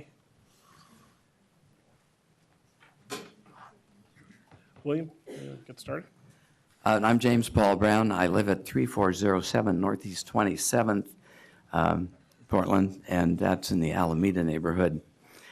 I might add that the Irvington Historic District contains 2,807 different properties, but the Irvington neighborhood does not. So when we refer to Irvington here, it's important to distinguish between the Historic District and other areas that were incorporated in the Historic District, whether their residents wanted to be or not. I do appreciate the efforts of the city staff to simplify the historic codes. I have 3 concerns. One of them had to do with the confusion, I think, that was in the statement about the solar panels. When I read that, I thought, no, they're not allowed. Yes, they are allowed. I agree with Mr. Sweet. They should be allowed. I'm a little concerned about the garages in the neighborhood. A lot of garages are but less than 300, but definitely more than 200 square feet. The new regulations will bring almost all of those garages into historic design review, which I think is unfortunate, and so do a lot of people that have garages that are deteriorating. Another thing that has not been addressed here at all in any of the documents I've read or in testimony tonight, provisions should be included in the amendments for the establishment of a required process that would inform property owners in a proposed National Historic District of the overlay code that will automatically restrict the use of their homes. If I correctly understand current state law, 1 legal notice in a local newspaper is all the notice required. Instead, such a process should take place in a manner which would verify that each property owner is aware of the effects such a district will have on his or her property rights. Property owners should have an opportunity to decide for themselves through a participatory and transparent process whether they want their homes included. The cost of this process should be borne by the entity proposing the district, not by the City of Portland. And if you're wondering why I brought some of this up, it has a lot to do with the fact that so many people seem to be complaining about fees, et cetera, or didn't even know they were in the Irvington Historic District, because there are still some people there that don't know about it. I do land use, by the way, for the Alameda Neighborhood Association. I've had some very interesting conversations with some of our residents. They're not pleased. Thanks for your time. Thank you. I'm Bill Hawkins. My office is at 1425 Southwest 20th in a landmark Portland building. It's on the National Register of Historic Places, and it was moved. I've been listening and observing the last 50 years of my career, the growing complexities of all this. I'm currently involved with moving a first-rate Portland landmark to a site next to the CAM house. The question of fees is perhaps out of the scope here, but when I'm faced at fees of almost $30,000 just to review these things, to change for conditional use and pre-app meetings and all those things, I really responded to that guy, Dean Griswold, who said, does all this preserve and protect, which is our basic purpose for being here? Another comment said, type 0 review. I really delighted in that, but it seems impossible. So I remain concerned after my whole career at how complex it has gotten, how difficult it is to pay for it, not only to move an historic landmark, which is hardly reviewed in your document, but the fact that it is treated as a demolition, which is another fee. Absolutely everything's another fee. I totally empathize with a planning group that must support itself, but I do hope we don't throw the baby out with the bathwater. Thank you. Thank you. Any more testimony? Then we'll close the testimony part of this hearing. Can we get staff to come back up? Just a time check. We have three other items, brownfield study and briefing, comp plan update, and then the West Hayden Island work session. I've just arranged for us to shift the brownfields to a later meeting. Okay, great. We'll still be here 2 weeks from now. We'll still be here. So, do we want to do questions, or do you want to try to address some of the concerns that were brought up? Why don't you do questions? Okay. Fees. Okay. We all have that in our mind. How do we address that? I don't think it's satisfactory for the audience to hear that there's going to be a review. Well, I think that can be part of your recommendation to City Council. Seriously. I mean, so that's what I heard, fees, and the other is forms, and, making sure that there is a follow-up to this project so that something is more, digestible to the average person. So those are the two things that I heard. So, and I can craft some language for you. But, as Tim stated, it's really the Bureau of Development Services and then the commissioner in charge of that bureau that determines those fees. But, I think you guys can strongly influence that. Yes, Jay, that's what I heard. I think it's a call for an action plan on those items. I think, obviously, in the next 2 weeks or something, we're not going to define the fees. But I think if people knew that there were some concrete steps, an action plan towards getting that done by X date, that'd be a great start on the issue. Chris? So a comment and then 3 points in the testimony I'd like to ask for staff's reaction to. The comment is, in many ways, I think of this like the tree project. We updated the code, but the thing that really matters is the manual and the website for the manual and how this gets explained to the public. And I think that's equally true here. It's going to be about the communication program, how successful this is. The three things I'd like you to react to are the requests for sort of universal access to solar. And state laws address that. We addressed it in a lot of cases with recap, the last recap. Is there a way to respond to that? If you could address the suggestion that chimney work should be exempt, and then going back to the issue I raised of what is a street-facing facade, I thought the definition offered by the gentleman of any wall that's between two walls that are street-facing seemed very practical and captured the intent. If you could react to that as well. I think I'm the one reacting. No, you're wrong. We're all reacting. That's right. We're with you.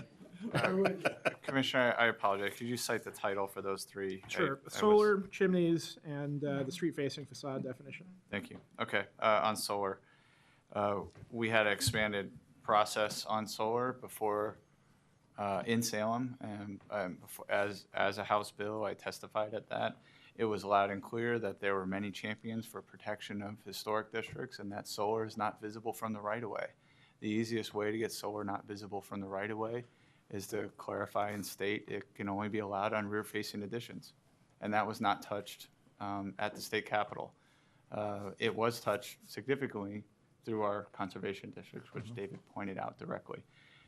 We certainly, at our level, could maybe work on that, but I think relative to the amount of process and the amount of testimony that came out to protect those historic districts and protect those non-contributing features being added to what's primarily one of the most prominent features on a historic home, which is its roof shed and its shape.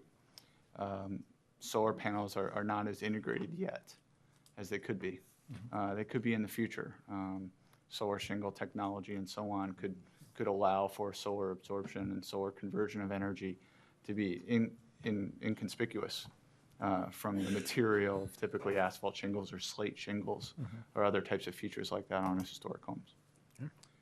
Just add, in terms of what we're doing with this project, we are adding an exemption for solar panels in conservation districts. Currently, you would have to go through a standards process, so we are making it a little bit easier. We're just not going quite as far. Opening the doors quite as wide as some people would like, yep. And on the chimney, and I'll lean a little bit to my partners at BPS here. I know we discussed the chimney issue. There are really two kinds of chimneys on historic homes. There's very significant prominent chimneys on historic homes, or there's also ancillary kind of back-of-house kitchen chimneys. And I know we discussed exempting for secondary chimney features. The language didn't specifically fall in, but we do have an exemption for items that do not trigger a building permit and do not alter a feature listed on the National Register form. Typically, National Register form lists features that are significant, so the obvious chimney on the side of the home that's detailed with brick and coin work, perhaps a pattern or a medallion, would be listed, but the kind of more utilitarian chimney at the rear is not. So I think we have it covered. Yeah, I think it's covered. I mean, at the Landmarks Commission, there were also lots of questions about, well, what about our flagpole holder or our mailbox? So, as soon as we start trying to list every single thing that could potentially be exempt, we're going to miss something. So that's really, so I think the communication piece, the forms, that's where we can talk about those things more specifically. Great. And I'm sorry, the third one again? The third was the street-facing facade. Oh, right. The idea of anything between two walls that are street-facing would be considered part of the street-facing facade. It tickled my heart to hear Tim propose code language to our code, which I've heard him say was too complicated. So I say, Tim, thank you. I don't necessarily find it egregious or problematic. I think it's helpful. I would just stand on my previous comments, however, as we needed to draw a line. This would only apply to non-contributing structures. Would a person on a non-contributing home that went through a review for the two street-facing elevations do it right and then on the return put in a glass brick wall? Maybe. I wasn't sweating it. I thought it was a minutia area where we can let that go. Again, particularly considering the entire structure can be demolished by right without any review. So if it's a question of being able to know where we're drawing the line and make that clear to people, was the definition that Tim proposed one that you think you could administer? It's a good one. I think it gets confusing because the way you just said it, it could be the two sidewalls of a home. Well, and I'm gonna. And so now all of a sudden you're talking three facades, not just the one facade. If they touch the front facade and they go down the sides I think of the Tim's house. definition was that. Well, I'm sorry. You guys are gonna make me draw. It was a dry erase board. Okay, we're in the drawing. Very visual. Thank you. So one of the diagrams we look at, and I bolded street facing here, and what we're talking about is between here. Right. Well, what about here? Yeah. What about here? Those will be equally as visible. So we had the conversation, and we felt like, this is going to apply to the contributing buildings anyway. Only in a non-contributing situation will we miss the potentially egregious thing that happens between two adjacent walls. And so Where we started the conversation was visible from the right-of-way. That would capture. If it's visible from the right-of-way, you have this huge view shed, and we thought that was simple. But then we asked around at what other jurisdictions do, and we got the hanging from the tree, we got Terwilliger when the leaves are on, the leaves are off. You know, it just got to be very hard to describe, and one of my thresholds has been for the public, over the counter in 5 minutes to a homeowner that might do it once in the life of their home. And that doesn't meet that test. That starts to get complicated. We focused on contributing and non-contributing and decided to let some stuff go. Okay, I'll be interested if any of my fellow commissioners have thoughts on that, and I'll yield the floor. Other comments? I have some questions. Could you explain the 2-inch depth on the windows a little bit more?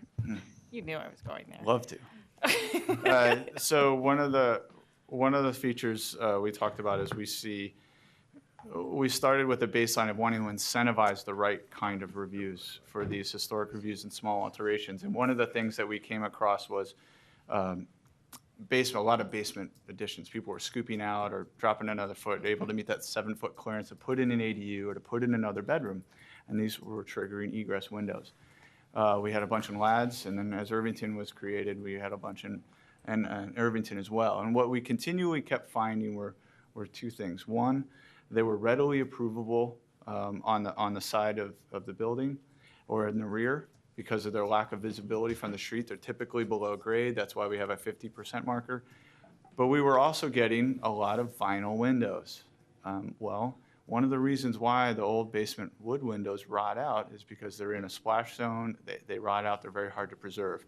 So the 2-inch setback was our acknowledgement in some of these reviews to reduce that face flush condition that vinyl windows typically have. Vinyl windows come in 2 colors. They come in shiny white or almond, neither of which looks good adjacent to a concrete wall. So by doing a setback, and if the contractor, and any contractor can do this, you rough frame the opening, you do a 2x4 frame inside, and you can still flange mount a vinyl window inside with opening. You don't violate the warranty. You keep a plastic, will never decompose window in your basement area. And the 2-inch setback helps decrease that sight line from the street if it's on a side elevation. So again, this is assuming a building of historic nature that had maybe window depths. Mm-hmm. So what about, what about more modern buildings that may not have that? Is this all of a sudden triggered for those as well? Well, more modern buildings would more than likely be outside of the period of significance. Well, okay, I guess I'm looking forward to the future when time has evolved and now they have become old and we have this code in place that it forces us to put windows back 2 inches. Commissioner, the 1970s are about to go on the National Register. Exactly. And I look forward to the next package we get to do just to do that. But I think in the scope of this one and the predominant amount, our period of significance throughout Portland are typically like the 1890s to the late 1930s, some a little further, but generally speaking, you typically didn't face mount wood windows in residential structures. Oh, completely don't disagree with that. It's just more knowing how often these codes change or don't change Well, due to funding. In 20 You guys years, I got all might the be money. retired, so I hesitate to say cool. Fair enough. Fair enough. And then the light well question, is that for historical landmarks as well, being exempt? I believe we applied it to landmarks as well. And so on the other landmarks, you kind of made exemptions, like if it's called out in the I guess, application as a feature, then it goes to review. It seems to me at some point that sometimes that might be. Should that not be maybe called out as if it's part of the application? Well, we scratched our head on that. I think typically we found is the way the current code is written, it simply says all exterior alterations. So if you can imagine a donut-shaped 3 or 4 story quarter block building, perhaps in Chinatown, Japantown, that interior courtyard is exactly where you want to put all the other stuff, the ducts, the venting, the different kinds of material screening, because no one sees it except occupants of that building. So that's another example where we were getting a lot of reviews and we're just throwing our hands up going, why are we regulating this? Why are we making an 8-week process to say yes because they want to go from the deteriorated stucco to a cementitious lap. Right, I totally agreement, but if it's ever a contributing feature to the landmark, should it not be then have to be forced to go through a review? Yes, but I think, one, there just aren't that many, unlike in Irvington where there's lots of homes. This kind of interior courtyard condition is just so distinct, and in our quick overview of all of those, they're just not contributing aspects to the building. It is almost always street-facing elevations, visible from the right-of-way. I'll try to make these last two quick. So vents, roof vents, are always reviewed unless they're on a flat, well, I shouldn't say that. Like am I not understanding like a roof vent on the back side of a house? Can you put a roof vent in, or is that reviewed? When you say roof vent, what are you thinking of? A typical like asphalt shingle air vent? Yeah. Those are included with the roofing system. We assume those features, also like the vent pipes for kitchen sinks or for toilets, are a part of a common roof system. They're exempt. Okay, I guess And it would fall within re-roofing. That's another item where the list just gets longer and longer. And what about if you added a deck to the front of a house? Depends on the height of the deck. If it's more than 30 inches, it's going to trigger a building permit, and that's going to get it into review. Even though decks are exempt? Okay, how do you? Not all decks are exempt, so. Okay, so it clarifies in there somewhere? Okay, that's it. Howard? You were kidding about the 70s being historic, right? I'm dead serious. I have a much more global question, and it kind of follows what you said, Don. Is there provision for local appeal? And if so, does it go back to the Landmarks Commission? Before you answer, it just seems to me that that's a very important community resource.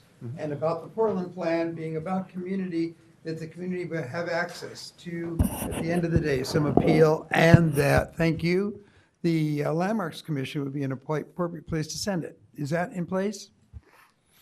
There is still the type 2 appeal process has appeals go to the Landmarks Commission. Type 3s go to Landmarks Commission on recommendation.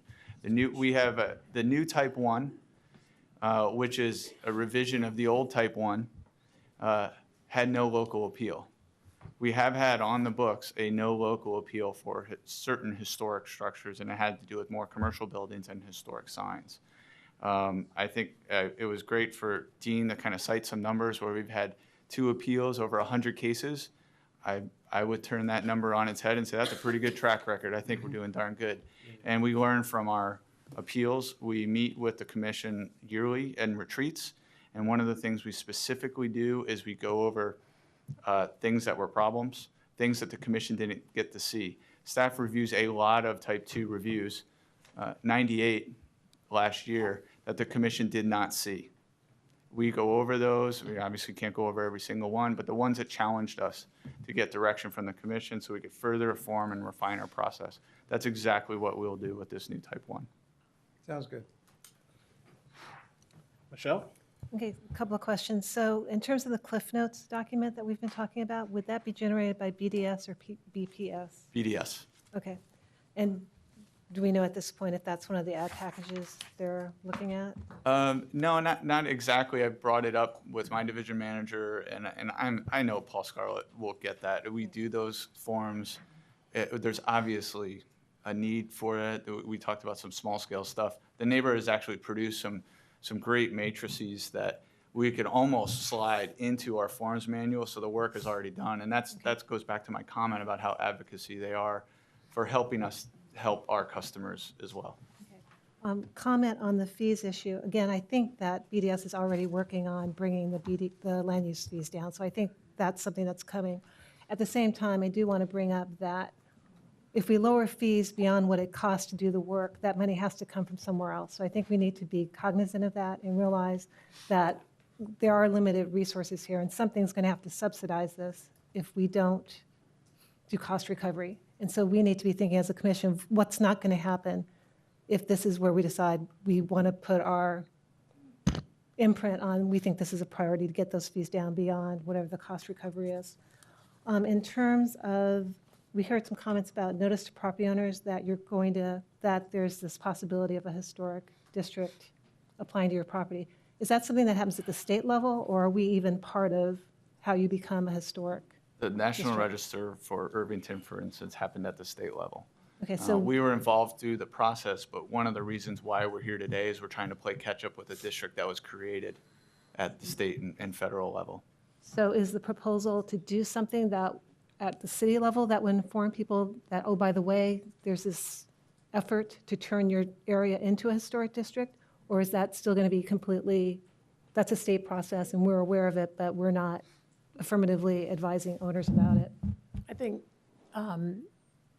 we are allowed to help provide that information. And so that's something you could request, that as new areas are being proposed, that the city help to get that information out to people.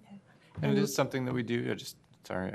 So for Irvington, the city, when the neighborhood was going through their nomination process, the city sent a notice to every property owner. Okay.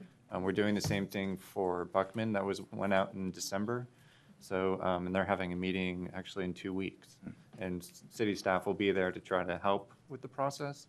But just to reemphasize what Tim was saying, it's definitely outside of the city's domain, but we are there as a resource. Okay. And then my last comment would be that my understanding is we're talking about no local appeal on the most basic issues. And I personally am comfortable with saying no local appeal on these, what the staff and the community has gotten some consensus on. These are the most basic, we're most likely to be comfortable without a local appeal on this. And the idea being that, the community is going to be watching these. And if stuff starts to happen that they would have preferred to have been able to appeal locally, I think we'll hear about that. And that's something we could work on tweaking down the road. But I think you do save time and money if you can do this sort of initial triage and say, we really don't think we need a local appeal process for that. So those are mine. Other questions? Well, I do, I mean, it sounds like, I've seen solar panels put on roofs, and they're pretty intrusive. So I guess the question is, this may not be the time, if the technology is changing that rapidly, so that there may be, in the near future, panels that can go in that don't really have a huge impact, maybe that's the direction we go. I mean, I don't see us taking that on tonight. I'd like to know what staff's reaction to that is. I'll let you know my reaction, and Yeah. then I'll let staff. So, I'll defer to her. Let staff. being as We consider you staff. probably one of the one of the most major solar proponents, Right. for many years. Two issues. One, this issue has been discussed by hundreds of people in Salem when it comes up. So if we bring it up and we want to take it on, it will be a very lively discussion, I can guarantee you that. And if we want to do that, I think there are a lot of people currently who are in Irvington who would like to take advantage of it and be able to have solar. And part of that is, as you know, some of the tax credits have gone away. And so solar systems are not cheap. They're not the cheapest way to get carbon reduction, but they are something that many homeowners who have the means to live in Irvington may want to be able to do. And so I think that it's one of those topics that's going to have pretty divergent opinions. And I have a real problem with people who put solar on their house but haven't done all the energy efficiency in the house first, because it's one of those things where it's for show. That said, if they've done all the things and they want to do solar, it's always seemed crazy to me that you could have a really ugly antenna on your house, but you couldn't have this very flat surface. So all that said was, it's really big, the issue, and if we want to take it on, it's probably not tonight. Right. But I think it's probably worth having a discussion with this group to see what the potential is in terms of actually implementing that many solar systems throughout the city, because the work that David's done with Solarize has been amazing, and I think there's a lot of potential. Yeah. Well, we have solar panels on our place in Northwest, and it's definitely, you can see it. Definitely alters the building. So just to kind of wrap this up, what I've heard is we have the request up there. We also have the additional requests for items to be added. And on top of that, I've heard that there's a request for the fees to be on some kind of timeline and so that we heard May, but that there's some definite date that consideration be, the fees be considered in. Yes, and we got a quick question. Quick question, on the yellow sheet where it talked about moving the definitions for repair and maintenance out of the historic and resource-related definitions more generally. So somebody went through and checked what that means in all the other instances? Okay, thank you. That's what we do during the day. As a lawyer, I really wanted to hear you do that. The other one was this Cliff Notes or notification process and creating that. The Landmarks Commission had said they would be interested in helping you do that, and I'd certainly want to make sure that we take them up on their offer, but to get that. And the last thing that I would ask is, and it is part of, well, I guess it isn't, but is that come back in about a year after we've got the fees implemented and everything to kind of report back to us and say, how's this working? What's working well? What's not working well? And I don't know if we need to make adjustments from that standpoint to look at the package and get a consideration from that standpoint. The one other thing that I've heard a lot of people say, there's a lot of things that are still left undone or not reviewed yet. And so are those going to be packaged? What happens to those items? Are they packaged into a recap, put on the recap list, or? That's a really good question. I mean, we have a list, and a lot of them were derived from the recap, our database of potential code amendments. But we haven't thought about, is this a future historic specific recap, or do we try to weave bits and pieces into future recap efforts? I mean, that's just the future work plan effort that Susan probably could better address. Well, one of the things we could do is at our next retreat, hopefully we will be moving back into an era where we get to look at some of these issues that are in the recap kind of category. I think the list currently has, hundreds of items on it that people want to look at. And so being able to have staff give you sort of a short list of the things that we think are most important to getting to soon, we can put this on the list and you guys can decide which ones you want to look at first. Okay.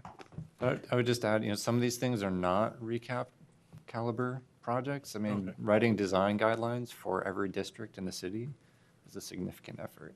And promises have been made to the community that we would do that eventually. Don, did you have a comment? Actually, I have a motion. Okay, a motion, go ahead. Let's do that. I propose that we approve the proposed Historic Resource Code Improvement Project zoning code amendments as presented this evening by the staff.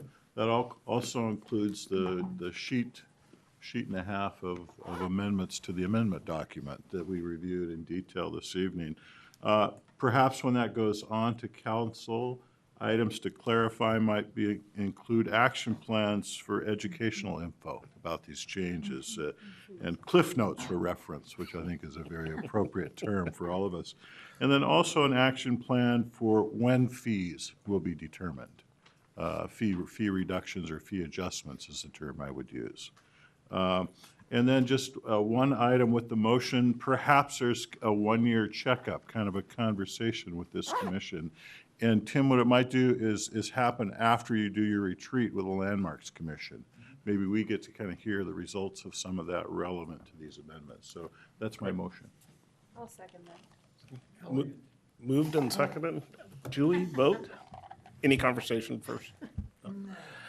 Julie? Okay. Gray?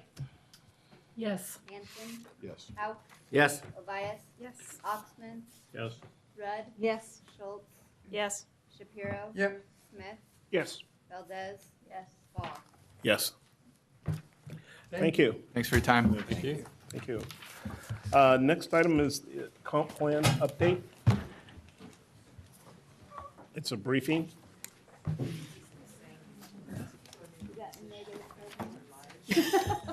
No pressure. I want to hear a joke. 2/3 of the way through it. Are you ready to get started? I am. It's on my iPad. As soon as Go ahead. everyone else is. Yes. Good evening, Commissioners. My name is Michelle Kinnick. I'm with the Bureau of Planning and Sustainability, and I'm here today to give you a short introduction to the working draft Part 1 of the Comprehensive Plan Update. This document was released, I guess, earlier this week? No, last week now. I just have to interrupt because I have to tell you that, it took us 3+ years or whatever, almost 3 years to get the Portland plan done. But it's been less than a year and the comp plan is out. And I think that the staff and including Michelle, who put this together, who was the one who compiled a lot of the work, did an amazing job. So I just had to do that ad first. Already have one. So you should all have a copy of the plan, and the companion guide may be tucked into it. And what we wanted to do today was just give you an overview of what's in the document. It is a pretty large document, so we'll kind of walk through it quickly and talk a little bit about where we're going from here. So as you likely know, the Comprehensive Plan Update is one of the key implementing measures to the Portland Plan, and is a state-mandated long-range plan that really helps us guide our future decisions about growth, land use, how we're planning for and coordinating major public investments in things like parks, transportation, water and sewer, and how we're protecting natural resources. The update process, it's something that we've been working on for a bit here, as Susan mentioned. It started a while ago, even from Vision PDX. We've been pulling forward some of those themes. The Portland Plan and the background reports, which have come before you recently, were also major pieces of the foundation for this update. And we're now kind of in the comp plan update proper. We've completed task 1 and task 2, setting up the community involvement committee and completing inventory and analysis work, and are now here working on alternatives analysis and policy choices, which is really the working draft, Part 1 and Part 2. And then later on, we'll move into an implementation phase, kind of tying this into zoning code, zoning map, and other implementation projects. I believe that you saw this diagram with Sandra Wood last time we presented on this. We have divided the working draft into 2 different parts. This first part focuses primarily on goals and policies, and later on we'll talk a little bit about Part 2. Those 2 pieces will come together this fall as we moved into the proposed draft plan. And as I mentioned, we have 2 different documents that we've released right now. One is a companion guide and the other is the actual working draft document.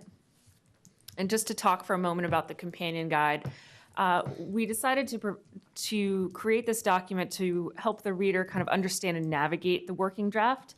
And it provides an overview of the comp plan and the update process, as well as highlighting key trends and reasons why we're doing this update now. It also then goes through a number of key directions that really key off the strategies of the Portland Plan. And these are things that we'll walk through in a minute, but they should seem pretty familiar to you guys. Because of that tie back to the Portland Plan.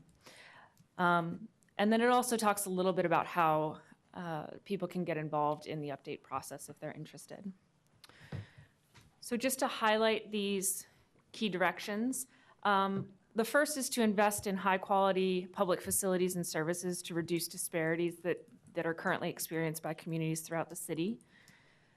Another is to promote inclusive public process so that all voices in Portland can be heard. To create and improve the city's neighborhoods in a way that support youth success. To build a resilient, diverse, and strong economy. Create complete neighborhoods that support the health and prosperity of residents and businesses. To connect people and places through multimodal corridors and greenways. To design with nature and integrate the built and natural environments to create healthy and resilient communities. And to respond to local context, including topography, natural features, history, and patterns of development in how we design our city's neighborhoods. And those directions, if you look at that companion guide, they're really ideas that cut throughout the plan. So we've tried to give readers an idea of where they might go to find goals and policies that relate to those different concepts. As far as the document itself, it's available online. It's also available upstairs at our offices and in Multnomah County libraries throughout the city of Portland. It has 6 different parts. The introduction is largely the same as the companion guide. It's a little less colorful. And then we have a vision and integrated goals, urban design framework, the goals and policies themselves, and then placeholders for 2 other sections, the comprehensive plan map and the list of significant projects that are really part of our second part of the working draft. And just quickly, we'll walk through each of these major sections. I know this vision is rather long, but I wanted to throw it up there. We developed a draft vision that is based on the Portland Plan and Vision PDX. It is a draft right now, so we'll see where it goes in our community conversation. And then we also have 6 integrated goals. These integrated goals translate the key priorities of the Portland Plan, equity, prosperity, education, and health, into comprehensive plan goal language to serve as overarching and integrative guides for future decision making. You'll notice here that we did add resiliency as one of those integrated goals, and that was intended to reflect the ideas of economic, environmental, and community resiliency that show up throughout the plan. The second major section in the plan is an urban design framework, and this section provides an overview of, in both spatial and narrative ways, of the kind of major spatial themes or organizing themes of the city. And these could be things that already exist out there, natural features, the rivers. There are also other ideas like centers and our network of greenways and corridors that kind of came up through the Portland Plan. And so it's an attempt to overlay all of these things to provide one common vision for the organization of the city. The other thing that this section does is introduce a lot of these ideas like centers, like greenways, up front so that readers get an idea of what we're talking about. And then as the goals and policies use that terminology, there's some familiarity with those terms.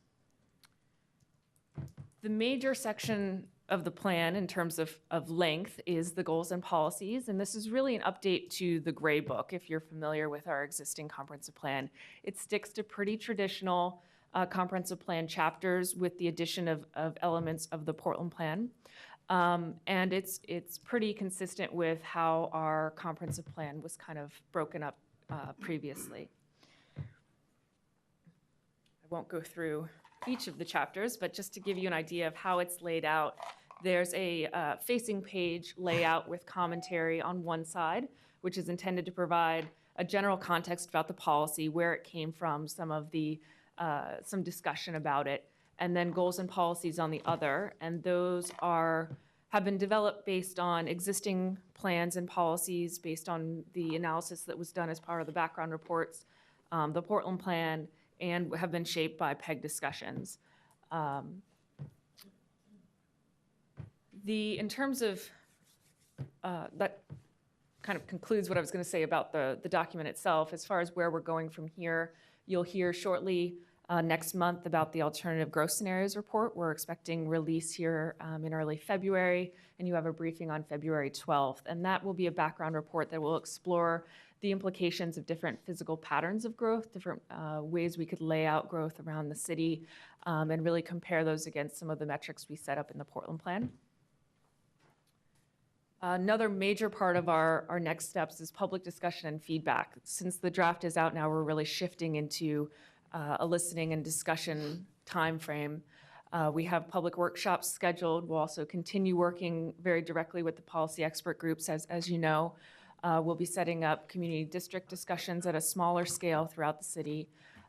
We're working on a survey and questionnaire. We also, of course, have online or written comment opportunities. And then there's the opportunity for groups to request a hosted presentation. Comments are appreciated by May 1st. We don't really have a hard and fast deadline, but we want to make sure that we kind of hear as much as we can so we can start integrating that work.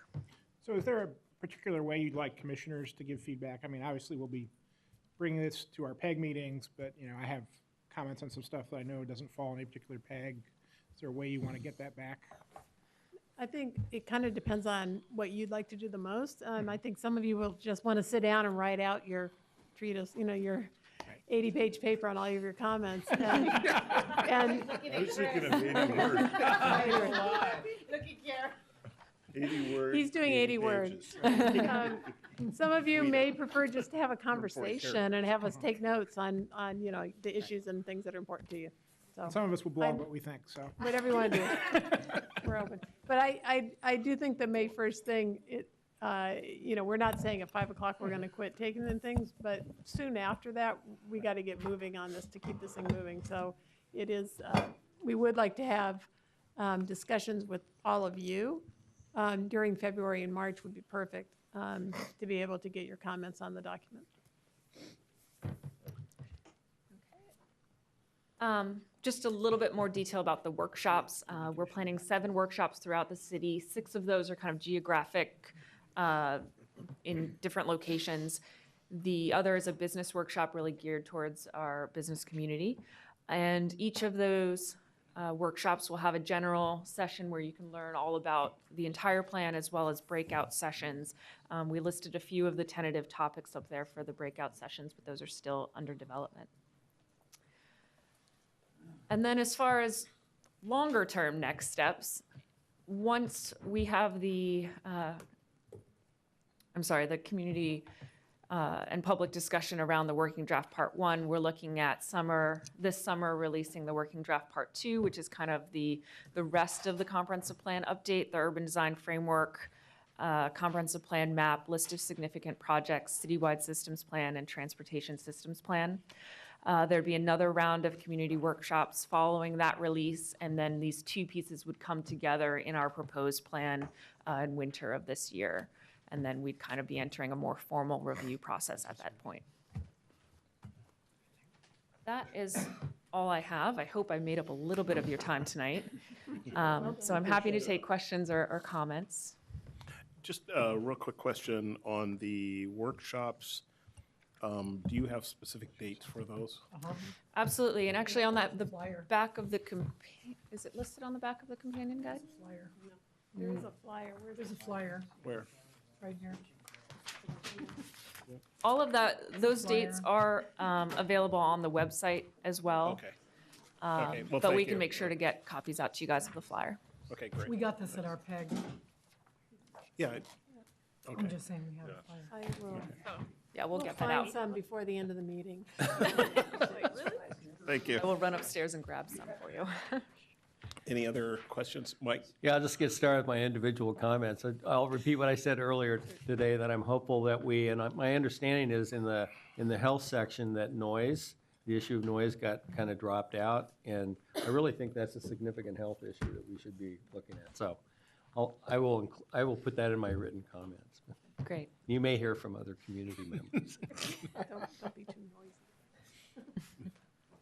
Karen? I was just going to say, one thing I appreciate is the fact that our PEG is going to attend all of the workshops. We all put our hands up for. We're the Youth Success PEG. So we're each going to attend one of the workshops, and then we're going to come back around and talk as a PEG about what we heard people say. And we had a really robust conversation today about accountability and, what that would mean to the plan, so that it's not just something like a plan you put on the shelf, but something that you really are accountable to, and that kind of is a living thing that you really pay attention to. And then the second part to that was like what codes would change, what ways of doing things would change due to this conversation, so you're not waiting 30 more years to get that to happen. I thought it was a really good conversation.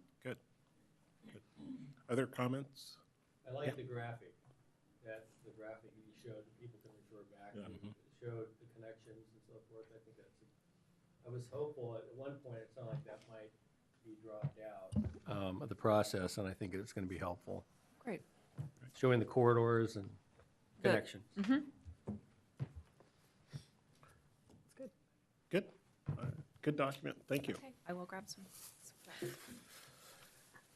Next item is West Hayden Island. Eric?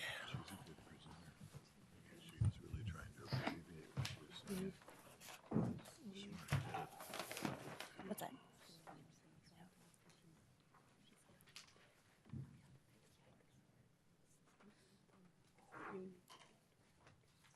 I'm gonna get my scarf next.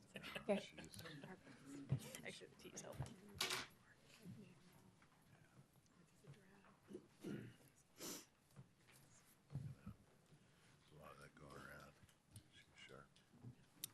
Welcome back, Eric. Hope you're rested and ready to go for another 4 months.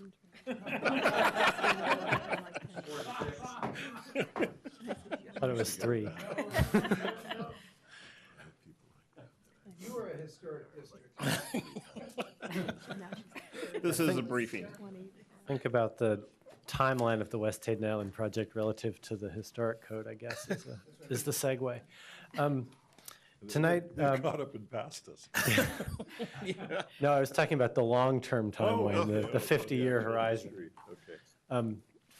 So the purposes tonight, this is the first, if you hearken back to December, we set up a schedule of a number of briefings and work sessions through the next couple of months, and then culminating in a proposed, a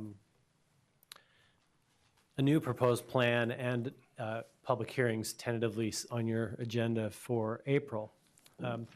This is the first of those work sessions, and before I get into that, I did want to just, one order of business is we also coincidentally released the packet for your reading for next week's session on the 29th. So you now have the information available to start thinking about what you want to discuss next week when we get to that. But tonight, the agenda is to cover 2 topics. One is we never really briefed you on every aspect of the IGA, particularly how it relates to the time sequence of events that would play out if one were to adopt the proposed agreement that was on the table with your last hearings. And so we wanted to take some time tonight to walk you through, remind you partially what's in the draft agreement, but also specifically focus on the time sequence that would play out if that agreement were implemented. And so the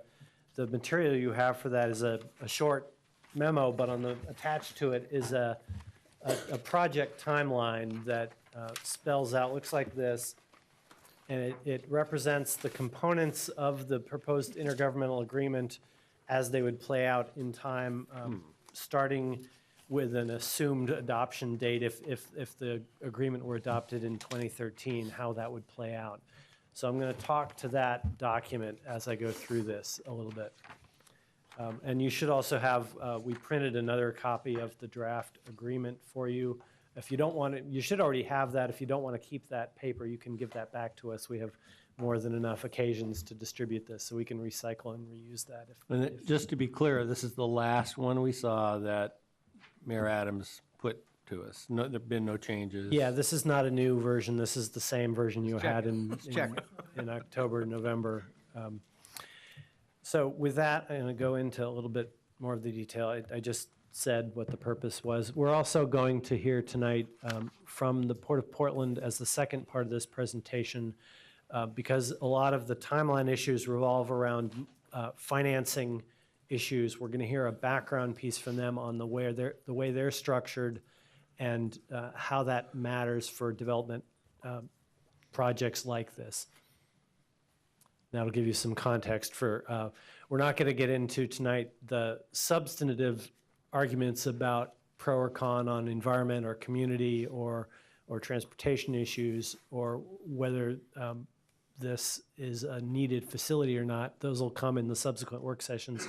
But our hope was that tonight's discussion would give you some bigger picture context for why some of these disagreements exist and what some of the issues are.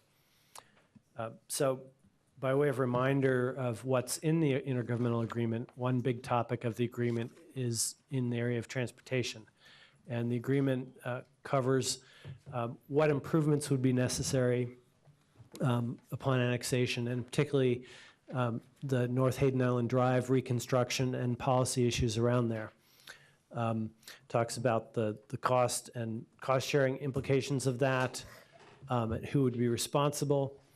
There's also a section of the agreement that deals with a truck cap, and this is also something that's in the proposed zoning code, and that carries forward the intent that this not be a truck-oriented terminal.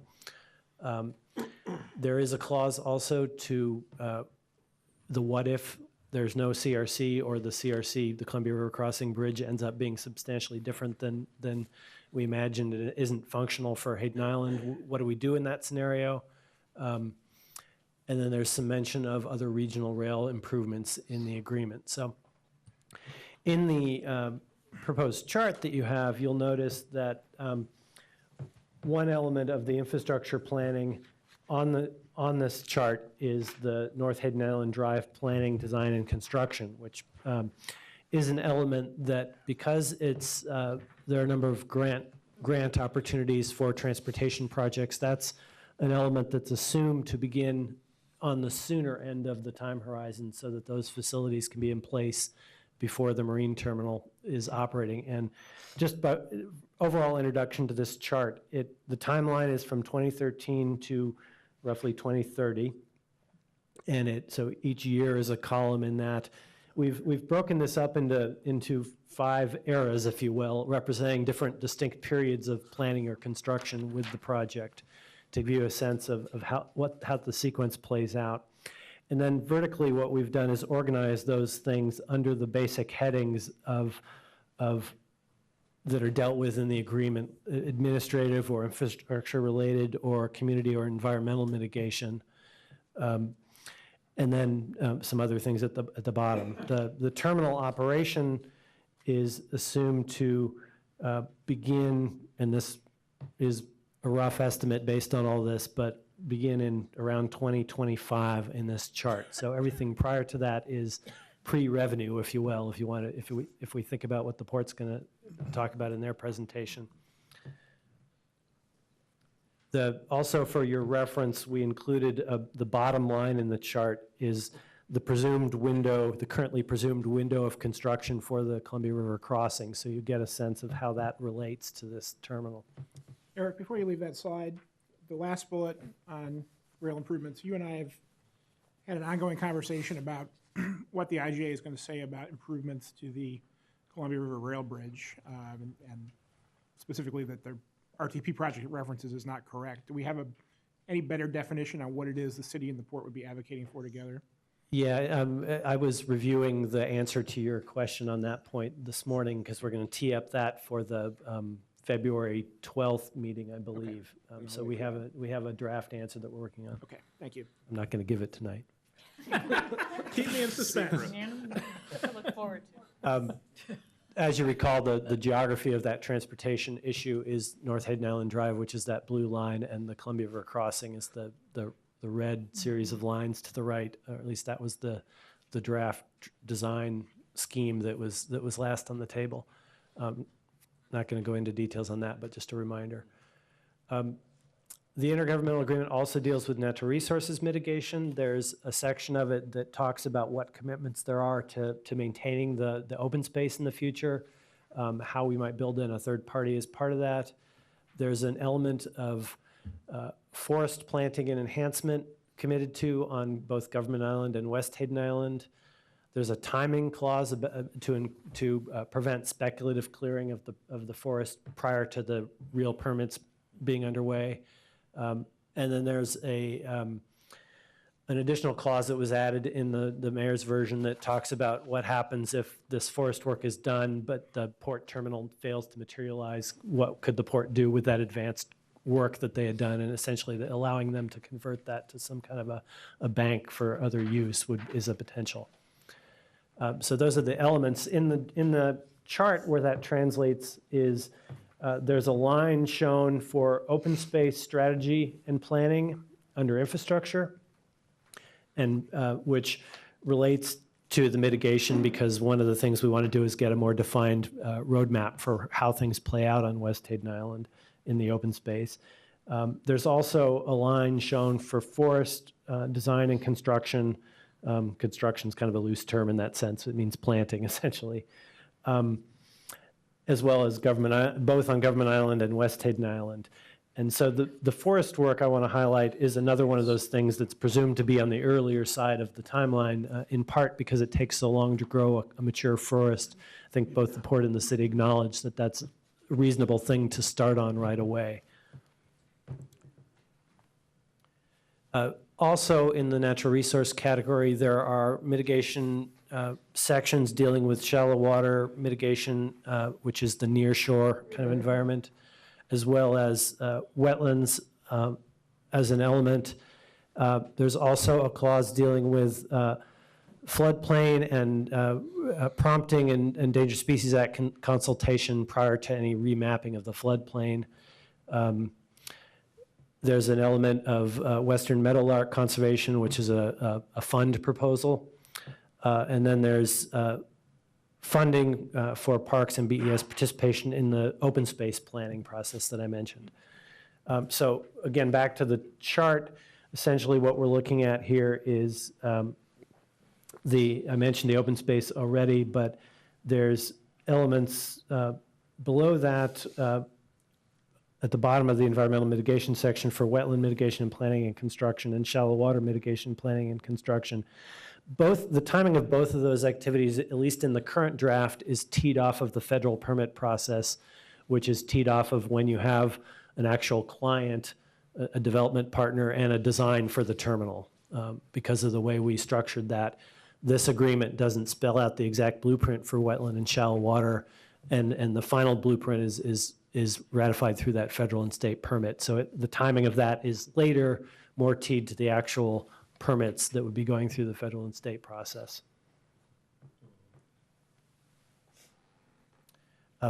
This map just is a reminder of the impacts that are being created. The yellow area is the more sparsely vegetated or grassy areas.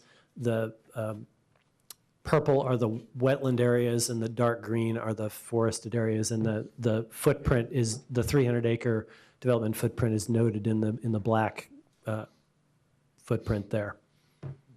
So Eric, do we have a copy of this PowerPoint?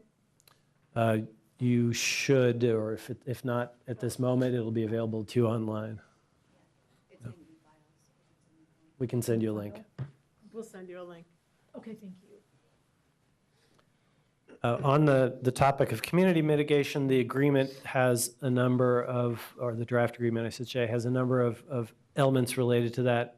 One is a document related to on-site practices for the operation of the terminal, and that's something that a number of you have been engaged with in terms of thinking through how that could be evolved.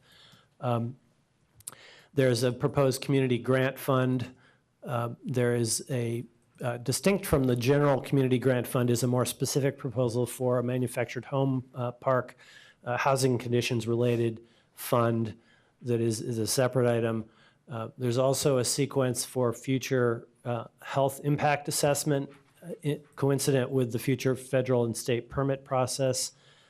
There is a proposal for an ongoing advisory committee and good neighbor agreement process. And I know the folks that were participated in our advisory committee to date are just ready to sign up for that right away. But So I heard that. describe the difference between on-site best practices and good neighbor agreement. What would be some of the differences?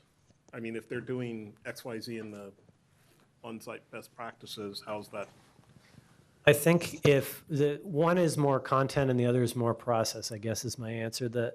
If you did the best practices document really well, and the good neighbor process could agree that that was what you needed to do, it could be one and the same. I think what we're saying with the good neighbor agreement is there will be a process once the actual terminal design are finalized and we know exactly what facility we're talking about to memorialize whether that the relationship with the neighborhood and the immediate neighbors is sound based on those concepts, or whether there's anything else that needs to be done at that stage. Okay.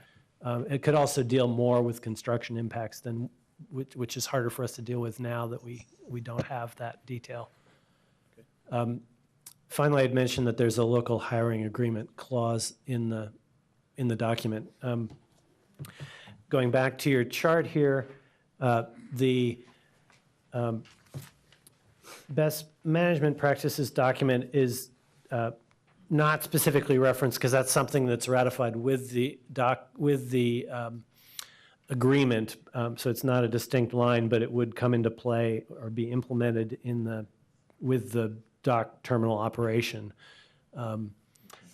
which is the 2025 and beyond. The community grant and housing fund are shown under community mitigation as fairly long lines that start on the sooner end and continue on. And there's really two phases of those. There's the short-term work that is setting those programs up and getting into the specifics. And then there's the longer-term implementation of those once the terminal operates.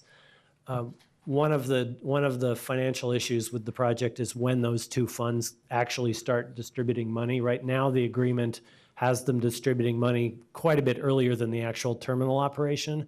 And that's, I think, seen by the port as a cash flow finance issue.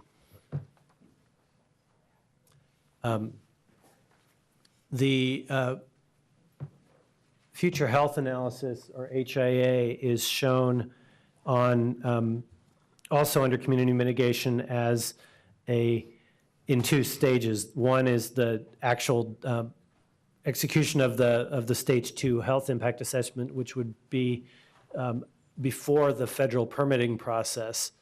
And then the second part of that is actually implementing those recommendations, which is post-terminal operations. So that's where that shows up. Similarly, the hiring agreement is out further in time because that's more having to do with the actual terminal operations and agreements. So that's where those show up. But I did wanted to highlight that those funding issues, where those funds in terms of housing and community fund show up relative to the opening of the terminal. I think that's something that we're going to discuss more once we get into that community mitigation topic. Just a thought, the implementation of the hiring agreement, I know they're seeking a developer earlier, but just the idea that the developer doesn't know what the hiring requirements are when they're soliciting, I think it ought to be part and parcel of some solicitation. The next slide just shows a couple other elements to the community impact mitigation that are also on your chart. The recreational improvement construction, and there's really two aspects of that. There's the on-site trail system and recreation on West Hayden Island itself, and then there's the separate section of the agreement that deals with acquisition of additional acreage for more active transportation on East Hayden Island, and those are two separate elements to the proposed agreement. And those are shown here as part of the parks, trails, construction, and open space strategy and planning. Those two lines on the chart embody that. And Right now, the timing of those is driven by the intergovernmental agreement that does have a 5-year delay from the adoption to when that starts, but it's not particularly teed into the construction timing in any specific way. So that the timing of those recreation improvements is also potentially subject to further discussion with you as we get into this. I think the perception is that there is an issue with where that funding comes from relative if it's not done, if it's done before the terminal. And the same is true, with the operation and maintenance funding for the parks and recreation facilities. There's a section of the agreement that deals with setting up funds for that, and the timing of when that happens is important for the overall project. Tying it back all together, this was just the drawing that was included in the final concept plan that was the basis of all of this, that we used to develop the agreement. And to just show a few things. Do we have our, yeah, we do have our pointer here. Does it work? Yeah, nothing. Oh, well. Well, the green you can see is the open space, and the footprint for the terminal is the grayish area to the upper right.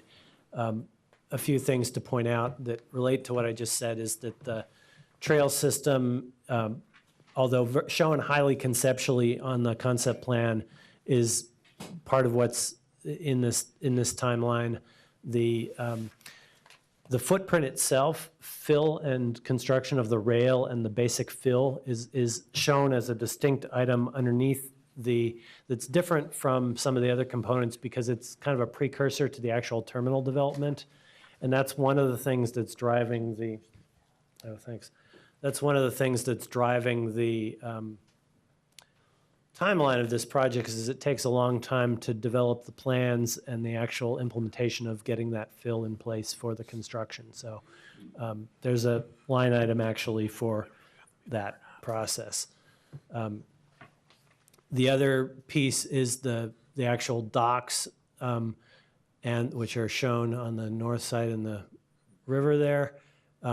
Right now, one of the issues with timing is it's not clear whether the docks and the rail facility and fill would be all one federal and state permit process or whether that would be a stage 2 with the docks. What we don't know is if the fill would occur prior to those final dock plans being developed or whether it's all one package. And that some of the sequencing assumptions we've made in the agreement, that matters. And I think you'll get some discussion of that as we get into the work session on some of these topics. So, For example, on the health impact assessment, if you want the health impact assessment to consider the specific terminal design, but your trigger for that is the first federal permit, and if the first federal permit is just the fill, that's a sequencing issue that we have to sort of make a contingency plan for the different permutations of how permits might be packaged together. Yeah, and what condition the site's left in for a period of time. Right. So which session will we discuss that in? There's, well, you'll have the opportunity to discuss those sequencing issues in each of the sessions related to the environment and community and economics.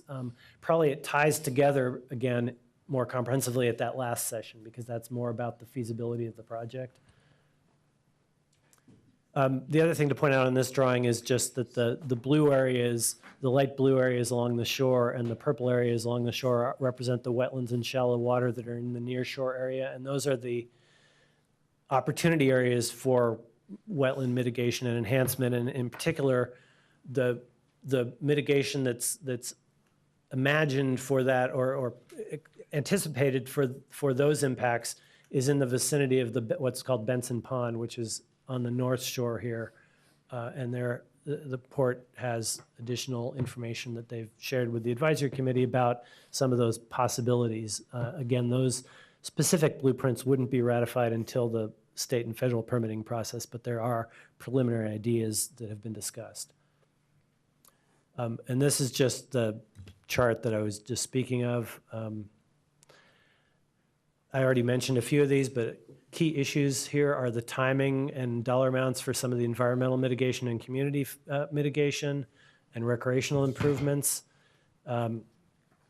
For the recreation, there's some other issues related to the acquisition of property, whether it's clean at the acquisition or not, as well as responsibility for the design, engineering, and capital improvements. In other words, who builds the park, and then is that the same person who operates it? There's some continued discussion about what the best structure to get some of that O&M money over time, whether it's a fund or an endowment, and that's something we continue to work through with a number of experts in this process. The forest mitigation, there's continued discussion about the dollar amount and the timing of that in particular. The shallow water and wetlands, there's continued discussion about the approach, how that relates to federal and state process and what the local role is. And then there's been a number of comments from technical experts and stakeholders about the truck cap from different perspectives that we'll get into when we get to that step in the process. So Eric, Could you back up? Yeah, wait.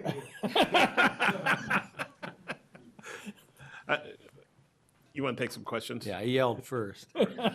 Yeah, this was essentially my last slide, so if I, just the last statement I'd make, I guess, is the remaining sessions, again, are on the environmental and tribal involvement issues, the community health and transportation issues on the 12th, and then the economic and finance.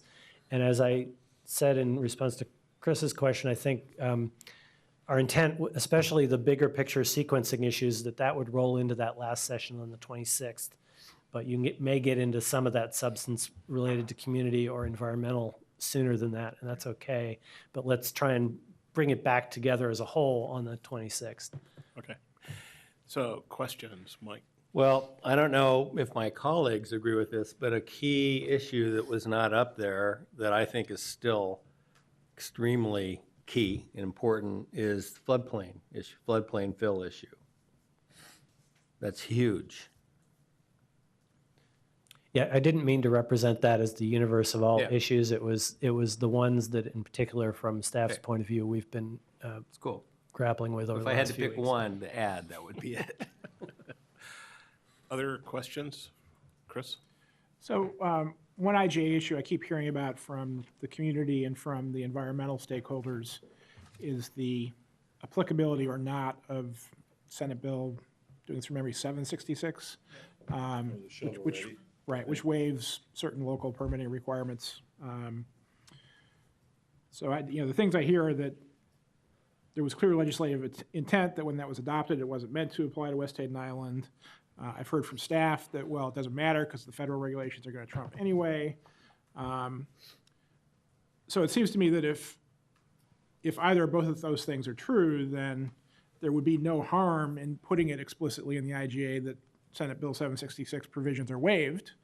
And if there is anything that could be, fast-tracked because of 766, then by putting that in, then the community is protected. So, why wouldn't we insist on putting that in there? Because it either is beneficial or has no impact, according to what everybody said their intent is. So, The potential issue that we see and why we haven't recommended putting that in yet, I mean, and I think it's something we can continue to discuss, but the one thing 766 did was set up this construct of regionally significant lands and processes for planning around that. And it's possible and even semi-likely that in the future some economic development funding mechanisms could be tied to those designations. And we're very reluctant to inadvertently tie our hands with some of those designations on any site because it could cut off our opportunity for grants and funding.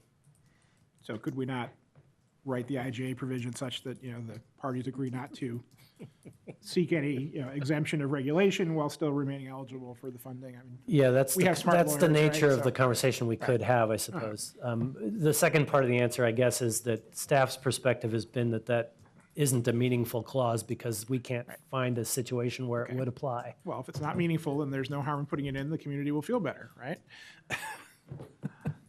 Howard? Yeah, well, I'm interested in the community benefit grant program and the fact that there's really not a structure for who's going to serve on that going forward. There's some language here about the people will get together and put it together. Do you want to be a little more specific or kind of leave it loose in the agreement? I think we'll get into the details of that at our work session on the 12th, so I think that's the best way to deal with that. Mike? Yeah, and speaking of grants, when we do get to that topic, an issue that I and others have raised is that, you know, very frequently in this region, when we talk about funding something, so, well, we'll go get a grant. You know, we'll go find a foundation. A concern that I've got is that this project does not compete with other important projects throughout the region. So when we get to the conversation about how realistic it is, given we have one foundation in Portland, in reality, of any significant size, the potential negative impact on other regional projects, regional priorities, and the city's priorities is something that has not been addressed yet. And I think that has to be part of that conversation. One clarification I think I'd want to make on that is the term grant in this agreement is used very broadly and includes federal funding. And that's the 90% of the use of that term in the agreement is federal funding related to transportation. So it's not the intent of the agreement that we're going to be getting grants from any foundation for the natural resource work. It's that statement is simply that we anticipate that the economic development and transportation work in particular is fundable through external means and that we would pursue those. Okay, well. Other comments? I would just piggyback on what Mike said, not so much about the competition, I agree with that, but is that there's a defined amount of money, and it seems that whether it's grants or that if the grant takes away part of the money needed for a specific item, then what happens? There's already a commitment to do $1 million. They take away 3/4 of that million. Where does that 3/4 of a million go? Does it just go back to the port, or does it accelerate something else that we have a mechanism so that we can manage money with the grants to maybe accelerate or provide for other items that had maybe been left off the list? Because there's a replacement, I mean, you're putting a dollar in for a dollar. Yeah, although to be clear, and I think maybe the port can address this once we get into the more detailed conversations, especially that on the 26th of February when we talk about the economics of it. But some of those grants are necessary to make the project work. So if you substitute with other money, you're essentially saying we can't do the project, I think is the perspective. But there's others that they could get that would not be, some transportation funds would not be, that are not counted on at this point. And those funds would be new funds. I guess defining new funds and what happens to new funds versus anticipated funds. Right. That's the nuance I wanted to. Yeah. I am curious how changes to this IGA, let me rephrase this. As we go along and we have each of these work sessions, there have been many comments that have been submitted about the language behind the IGA. We're going to have additional input from experts that have been brought in to provide their input. What's the process, the procedure by which this document changes? Will it change as we go along, or at the end of the process, all of that information will be taken into account and a new version of this will be written? It's a little bit of both. What we're anticipating, and you got the first version of this in your mail today, is the packet for the 29th went out. And in the packet is the answers to the questions you posed related to those topics, the staff answers, copies of all the correspondence from the technical experts that weighed in on those topics, and also a cover memo that gives our general recommendations moving forward. So it identifies areas of focus for amendments. A little bit analogous to what we did with the Portland Plan draft last winter, where we published a memo saying, here's the direction we're headed in a general sense. And then what we're going to do is follow up in March with tying it all back together into a new draft of the IGA. So you're not going to see new language at these work sessions, but you will see general staff recommendations for directional intent. And you can add them, of course, too. And so coming out of the work sessions, we hope that we've got clear direction to go back and start writing that draft. Okay. So if I could Thanks. clarify Mike's point a little bit, I mean, in the fall, while we were doing our public hearing process, the mayor was furiously negotiating the IGA. You know, is the PSC now the negotiator for the IGA until we hand it off to city council, or, you know, because it's not like the IGA gets set unilaterally. I mean, we can say the city position should be, but it's. I would say that the PSC is not the negotiator, but you are providing your best recommendation to council, who then becomes a negotiator. I don't think it's appropriate for the PSC to be seen as a negotiator. I understand. I just want to make sure we're really IGA. clear about that. But Yeah, I think we are going to present an IGA that is our best recommendation to council on how West Hayden Island, if it's going to be developed or not, and if it is, then what does that IGA look like? So it's our language in a sense that we'll be going to council based upon staff recommendations and all the things. And looking at that first email, there is a lot of information and a lot of comments from all the parties that were asked about letters, and I didn't get through, I just scanned it, but there's a lot there. And so I think it's important that as they talk about direction, if we, as with the Portland plan, don't think that's the right direction, or we think it ought to go further or whatever, that we give them a heads up at this point in each one of these sessions coming up, because in March, they're going to take our, like they did in the Portland plan, our direction and put that into language, and we may get into some wordsmithing, but it's pretty much set at that point what it's going to look like. One thing I guess I'd add is each of these work sessions, they're not hearings, but you will have some of those experts on hand if you wish to ask them follow-up questions to their material. Good. And so the next session includes, for example, some of the technical staff from the different tribes may be present, and that would be an opportunity to ask them questions, or some of the other staff that help prepare the answers would be present. So that's the intent, is each step of the way in each of these remaining 3 sessions that you have the resources to sort of directly engage with some of those experts if you choose, and then essentially send staff away with a to-do list. And keep in mind, we're going to create a draft, put that out to the community for comment, and then we'll hear back from the community and then go through some hearings. So even though we put out a draft, it's not a final deal. We're still going to hear back from the community. We'll hear back, I'm sure, from a lot of the stakeholders we already heard from on seeing specific language and what we ought to change or add or subtract. That's helpful. So being aware of the time, I wanted to just suggest that we move now to the second part of the presentation, which was invite the port's presentation folks to talk about the financial picture and the structure of the port.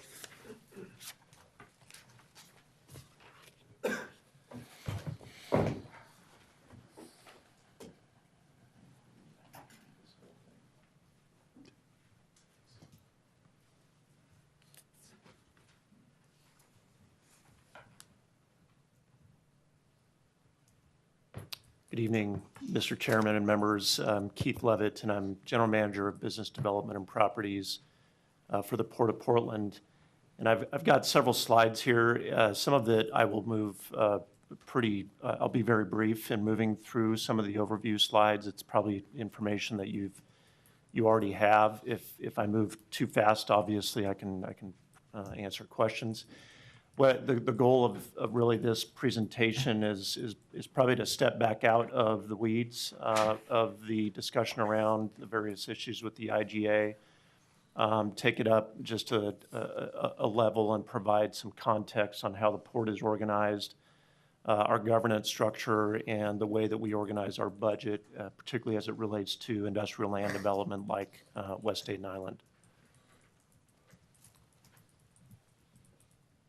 Many of you know the port's been around for a long time, established in 1891, really to conduct dredging operations. And that dredging mission actually continues today as part of the Corps of Engineers maintenance dredging activities. The port still owns a pipeline dredge that is used in the annual maintenance of the Columbia River and the lower Willamette.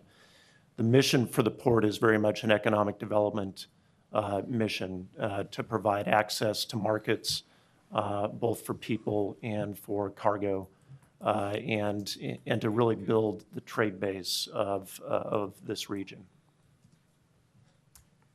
From a governance standpoint, the port is a creature of state statute. All of our authorities come directly from state statute. Our Board of Commissioners is appointed by the governor and confirmed by the state Senate. We have 9 members on our commission. 6 of those slots come directly from the Tri-County metropolitan area, and then 3 of the slots are more at-large, and it's common at any given time for the port to have at least one. Right now, there's only one commissioner that's outside of the Portland metro region, but we've had as many as 3 outside of the region statewide. The port has 3 primary lines of business: aviation, marine, and business parks. And most of the facilities are located in the lower Willamette Harbor or the Columbia Corridor, in between Kelly Point Park all the way to Troutdale.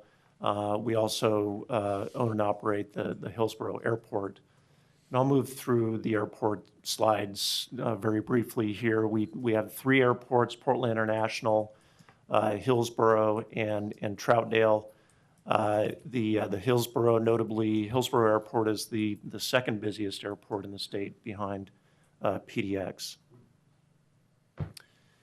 The marine lines of business, the port has benefited from having a diversified portfolio on the marine side. We're not dependent on one particular line of business. At Terminal 2, which is nearest to the downtown core, is our general cargo. We typically break bulk cargoes. These are the kinds of project cargoes that otherwise can't fit in a container or be shipped bulk.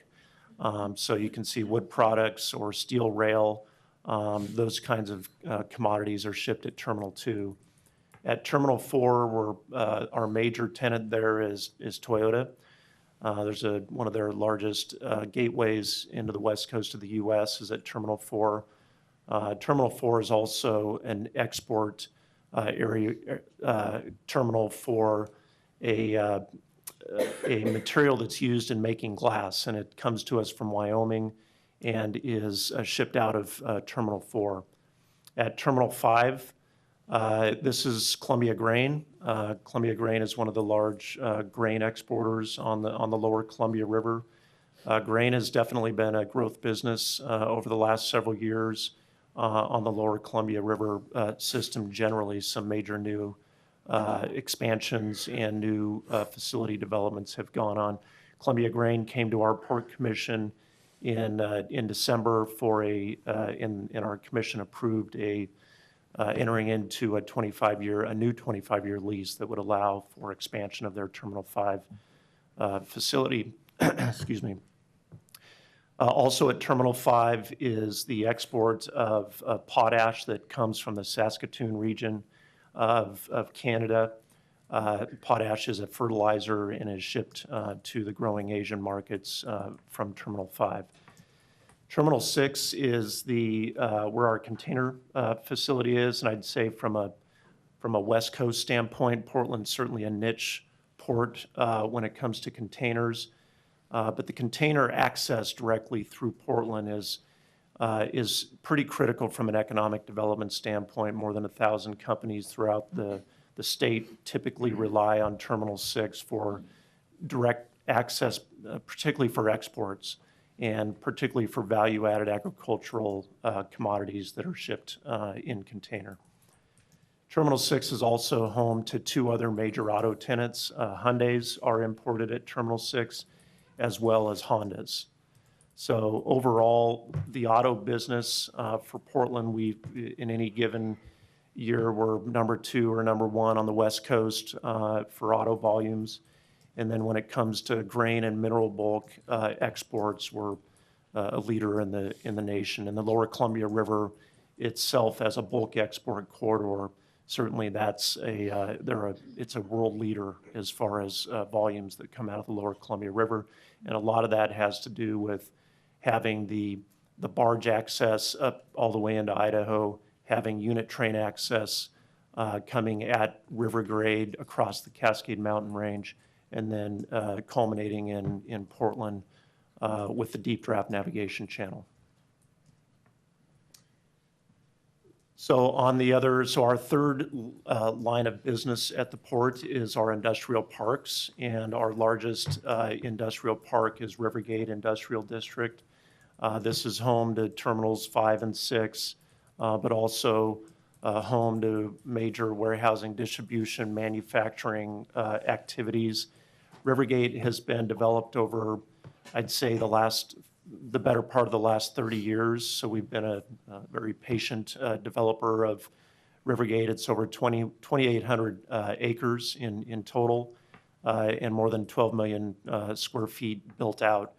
We're nearing the end of available property of some of the larger industrial sites for development at Rivergate, and that's been a part of our strategic direction over the last several years to look for new acquisitions.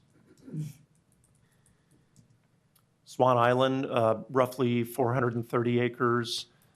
Swan Island is closest into the downtown part of Portland and is our most built out industrial area. Some of the major tenants at Swan Island, Daimler Trucks North America has their manufacturing plant there, as well as their corporate office campus.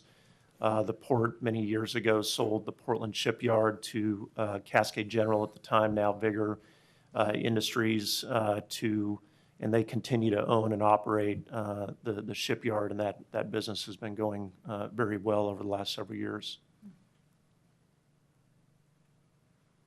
Portland International Center and Cascade Station, the port worked very closely in partnership with the Bureau of Planning, with PDC and others at the city and at the state to develop Cascade Station. This was the public-private partnership that brought light rail to the airport. The area of Portland International Center that is Cascade Station, located in this area here, is where you see the mix of uses with retail, hotel, office. A lot of it has now been built out. There are a few pads left that PTC actually has the development rights to, and so we continue to work in partnership with the city on that. South of Cascade Station, in the remaining acreage available for Portland International Center, shown here, is roughly 64 acres zoned industrial.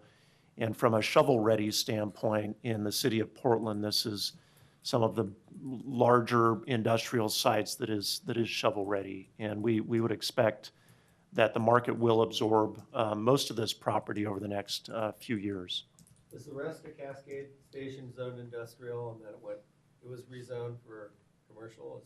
The northern part, so the 120 acres of Cascade Station was always zoned for a mixed use of office, retail, and hotel. What changed to bring IKEA to the site was the retail square footage was increased to allow for limited large format retail. So that wasn't a conversion? It was not a conversion. And nothing there is residential? That's correct. By FAA requirements, there is no residential allowed in that area.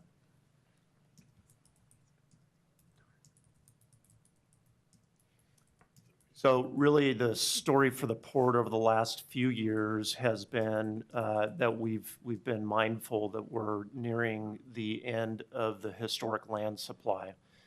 We've literally spent, I'd say, the last 30 or so years developing Swan Island, Rivergate, and Portland International Center. The port has typically been a holder, owner of large industrial sites that are suitable for traded sector kinds of activities. And so our commission, through strategic planning, really told staff to go out and look for new acquisitions. And so Troutdale Reynolds Industrial Park is a site, it's 700 acres. It's a classic brownfield, very large-scale brownfield redevelopment. This was the former aluminum smelter owned by Reynolds Alcoa, operating since World War II. In the late 1990s, was placed on the Superfund list, and we had began our due diligence of this site roughly in 2003, and then closed in 2007, 2008. So there's a lot of complexity there. There was a lot of federal process to be going through that that Alcoa went through as part of the Superfund process. Ultimately, we were able to close on the site and build the area that's in yellow. This is our phase one, a little over 130 acres. And we were very fortunate that FedEx Ground was willing to make a major investment, over $130 million investment, really at the trough of the recession. So it was rather a remarkable investment that they made. I think a good one. They've been doing very well since then. About 850 jobs are associated with that facility. They serve the entire Pacific Northwest for FedEx Ground cargo handling. The rest of the area in yellow is on the market now, and the challenge that we have for the remainder of this park is that the area in blue is a pretty major next phase of investment that the port will need to come up with, and that's about $30 to $40 million over many years. And so this is a good example, I think, that's probably not unlike the way West Hayden Island ultimately would have to be developed. It's a very long-term financial picture, which makes it complicated when the investments are happening early, but the revenues are happening very late. Could I ask a question about the economic development tax base aspects of what the port does? So, as I understand it, the port is a local government chartered by the state. Am I correct about that? That's correct. So you don't pay property taxes to the city of Portland, right, because you're another local government. So how do the private developments on port property, the business parks or the ports, contribute to the local tax base? Anytime that we lease property, and certainly when we sell property, they owe those taxes just as if they owned the land. So once it's put into a private use, it's taxed just as any other private use would be. Okay, thank you.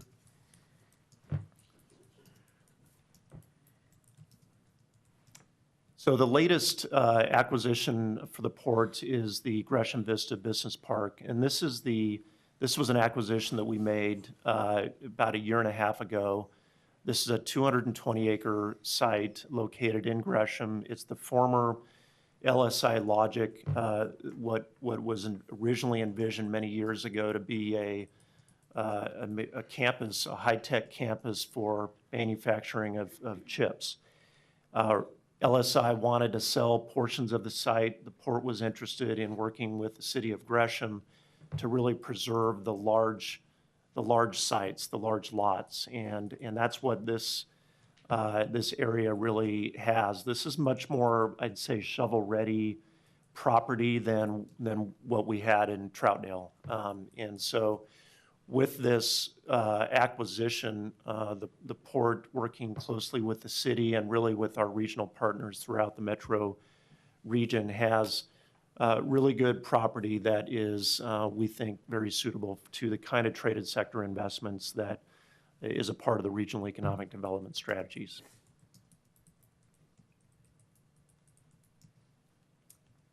Just looking at the overall economic impact numbers, I believe some of this information is in the will be in the packet of information as you proceed through this process. On the marine and aviation side of the port, when you look at direct, indirect, and induced jobs, roughly 27,000 jobs. When you look at the private sector activity and the investment occurring in the business parks, it's 31,000 jobs. And you can see the investment and the return to local and state taxes. So drilling a little further into the port financial structure, The port has, with the airport, you can see a very large operating revenue base.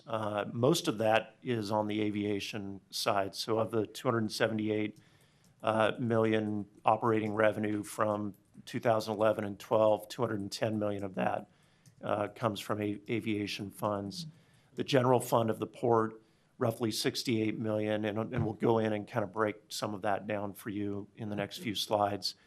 A unique aspect for the port, even though we're certainly a local government with a public mission, most of our revenue is coming from the business transactions that we're involved in, and it requires that we think like a business would in order to get a return on the investments that we're making. 4% of the overall operating revenue comes from property taxes. This just shows what is a legal firewall between aviation funds and non-aviation funds. And so West Hayden Island resides in the general fund. It's part of the Marine and Industrial Development set of assets. And you can see the other parts of the general fund. The shared services, these are our support staff that are allocated across both sides, both aviation and the general fund. Does your board of directors oversee both those boxes? They do. They do. This slide just goes further into the Port General Fund, and it's a snapshot. It's our audited financials from 11 and 12. But it gives you a good sense for where the revenue is coming from and where the spending is going. In this particular year, Marine, 44% of the revenue coming in came from, and these are all of our Marine tenants, whether it's Columbia Grain at Terminal 5 or Portland Bulk at Terminal 5 or Toyota, on down the list. A lot of these are land leases. We are typically a landlord port on the marine side. In other words, the private party has a long-term lease with us, and they operate the business and the facility, and they pay us essentially land rent. We do have other revenue streams it's called dockage and wharfage when ships tie up to our facilities. And so that's really the bucket of revenue on the marine side. This shows a small portion, only 5% on industrial development. This particular year, that number should have been bigger. We had hoped for some land sales that did not actually happen that year. Land sales are hard to predict, and that's one of the challenges that we have going forward in the way that we budget at the port. On the navigation side, the 25% there, this is pretty much cost neutral. The Corps of Engineers reimburses the port for use of the port's pipeline dredge when it's used in maintenance dredging. And then you can see we do use the property tax revenue, whereas we could use it across both aviation and non-aviation. We do allow it to be used on the general fund side. That's more of the economic development side of the port. On the uses, this particular year shows that we spent more than we brought in by a long shot there, and a big reason for that is that's the year that we actually acquired the Gresham Vista Business Park. So there's a $26 million purchase that was made that year, and it came out of that contribution to capital 39% piece of the pie there. The rest of the uses of the revenue really goes to what you would expect: staffing, the materials, the services that are required to keep those business lines operating. When we look at land investment, the general fund for the port, what I showed you was more of a snapshot of one particular year. When you look really at the overall bank account, the port has roughly $160 million of what we would call working capital, but most of that money is encumbered. It's used for operation and maintenance of the lines of business. It's used to continue to service our work on the Lower Willamette Superfund. which is all the kind of the pre-cleanup support that we're doing as part of the PRP group. It's put in reserve. It's used for asset preservation and modernization of our, so when there's a pavement project out at a terminal, it's going to come right off that working capital balance. There is roughly in this particular year about a $22 million fund that we call our investment fund. And that functions more as a revolving fund that's used for new land investment. And so that's the pot of money that we typically look to make new acquisitions or to make the next round of investments in Troutdale Phase 2, or eventually, as we get further down the line with West Hayden Island, these would be some of the seed funds that we're using to begin the development of West Hayden Island. And so we use criteria for investing that money. Is it going to build the trade base of the region? Is it good for traded sector development and job creation? Does it have a reasonable return on investment? How long will it take to get the money back? That's a big question that that's the big challenge I think that we have. We always say we're a patient developer, but our ability to be patient is really contingent upon getting some of those revenues back at a decent time so that we can reinvest them. Land sales at both Troutdale and Gresham will go right back into this fund. And I would expect that as we look to the future of West Hayden Island development, we will have sold more and more land in both Troutdale and Gresham, and the fund will start to build back up. It's fairly low right now because we just made a major investment in acquiring that Gresham Business Park. So that's kind of the business model that we look to. It's a cash model.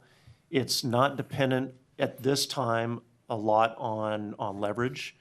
And we do have more stability in the revenue streams that feed the general fund than we used to. We are under a long-term lease now for the operation of the container business, for instance. That provides more revenue stability. But out of policy, the port has been pretty conservative with regard to taking on lots of debt on the general fund side of our business. This is a busy slide, but it's meant to simply show really the difference in a couple of different land investments that we've made. The blue line there is Troutdale Reynolds Industrial Park, and it just shows over a 10-year time horizon what both the costs and the revenues look like over that period. And so really the story with Troutdale was we purchased the site here in the first couple of years. We invested in the Phase 1 infrastructure, and that allowed us to make a pretty major sale. And so there was an uptick in revenue when FedEx Ground bought 78 acres from us at that time. We've now been kind of bouncing along the economy, not getting a lot of land sales. We are poised, we hope, to get a couple more land sales and really build the case for making the investment, which would take a further downtick into the next phase of development at Troutdale. If this slide went out another maybe 5 to 10 years, you should see the blue line making its way back patiently towards zero and hopefully a little bit above zero. But those are the time windows that we're dealing with from a cash flow standpoint and trying to get a return on the investment. The other line here is simply the Gresham Vista acquisition. This one's more straightforward. It's really the acquisition cost plus some land development in the first year. And then the reason it's dotted is because that's exactly where we're at right now. We're in the end of that first year. The rest is all speculation. Best case scenario is that we're above zero somewhere in year 4. And a more conservative scenario is that we would be covering most of the 10-year horizon to get back to a point where we're getting a return on the investment. And so that the market risk that's just inherent in real estate is going to tell us the answer to that question. We hope we're meeting the right market window with this acquisition.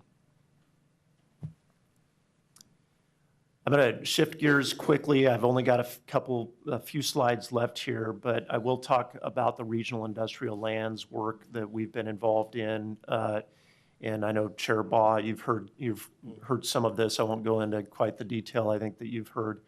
But we did, over the last year and a half, have worked with Metro, Business Oregon, the Portland Business Alliance, and the NAIOP, which is the Commercial Real Estate Industry Trade Association in this region, to look at the issue of large industrial sites that are suitable for traded sector development and ask ourselves within the urban growth boundary, how development ready, market ready are those sites?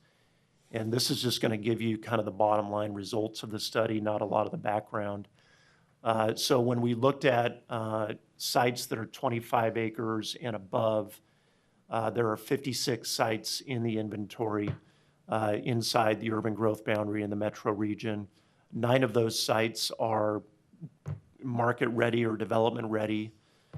16 are what we would call tier 2, which are 7 months to 2.5 years away from being shovel ready. Shovel ready being when the user, the end user, can actually begin construction of their facilities.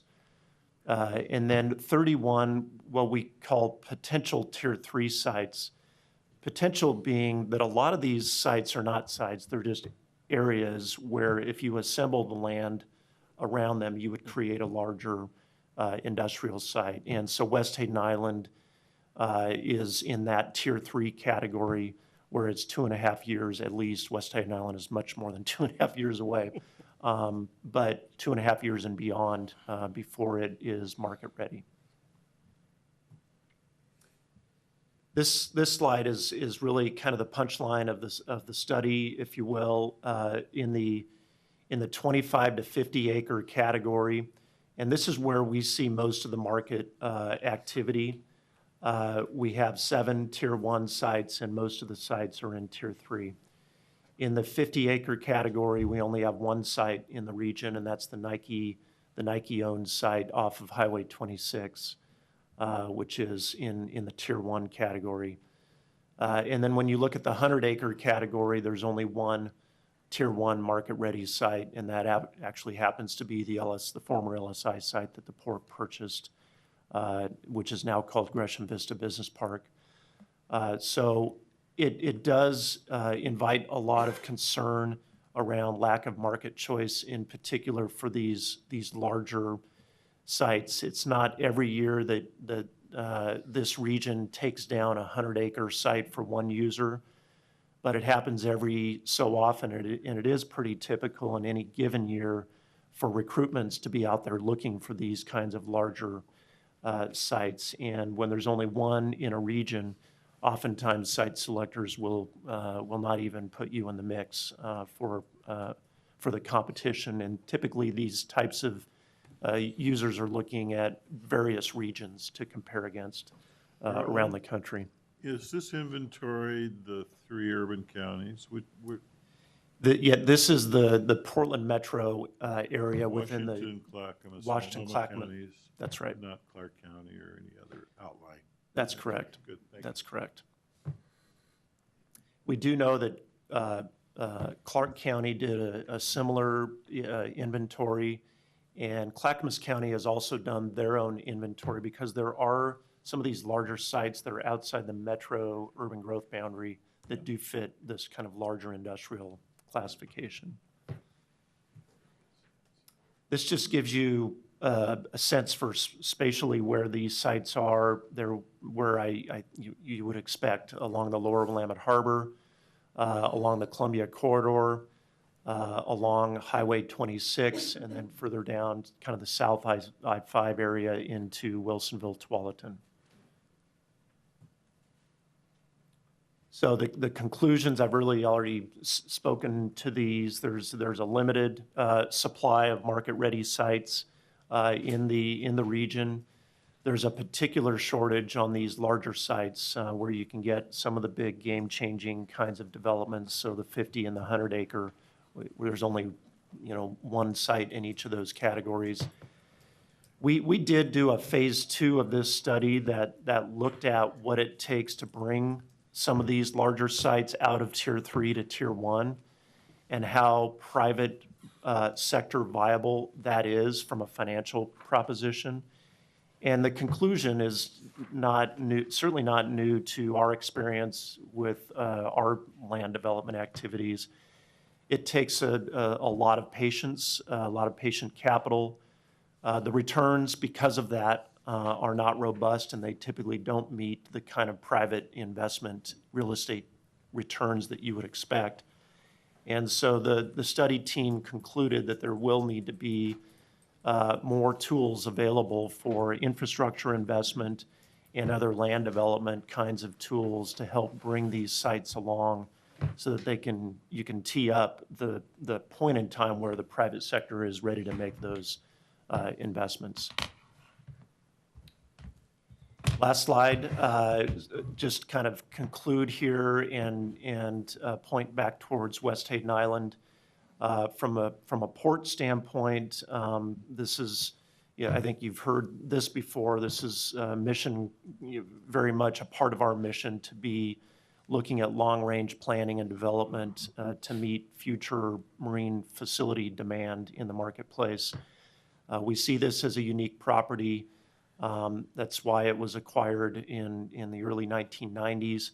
We knew it would take a long time to put the development together, and this is really another step in trying to move in that direction, but it's one step of many, and it's really at the beginning. We're still really at the beginning of that whole development process.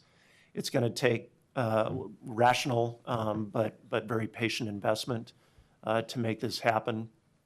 I'd say how do we make it happen? The key to the whole thing is going to be drawing a third party into this, and the question is, how development ready does this site need to be before it's attractive to a private financing?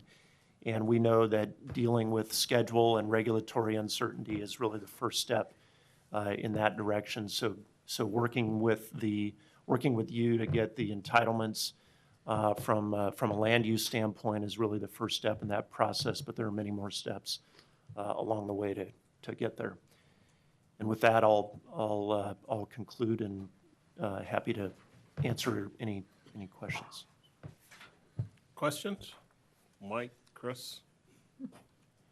How much is the port worth? Okay, go ahead, Mike. Go ahead. Take it away. When you start talking, this is like Trump-like empire you're building here. But no, seriously, how much is the Trump worth? The port worth, pardon me.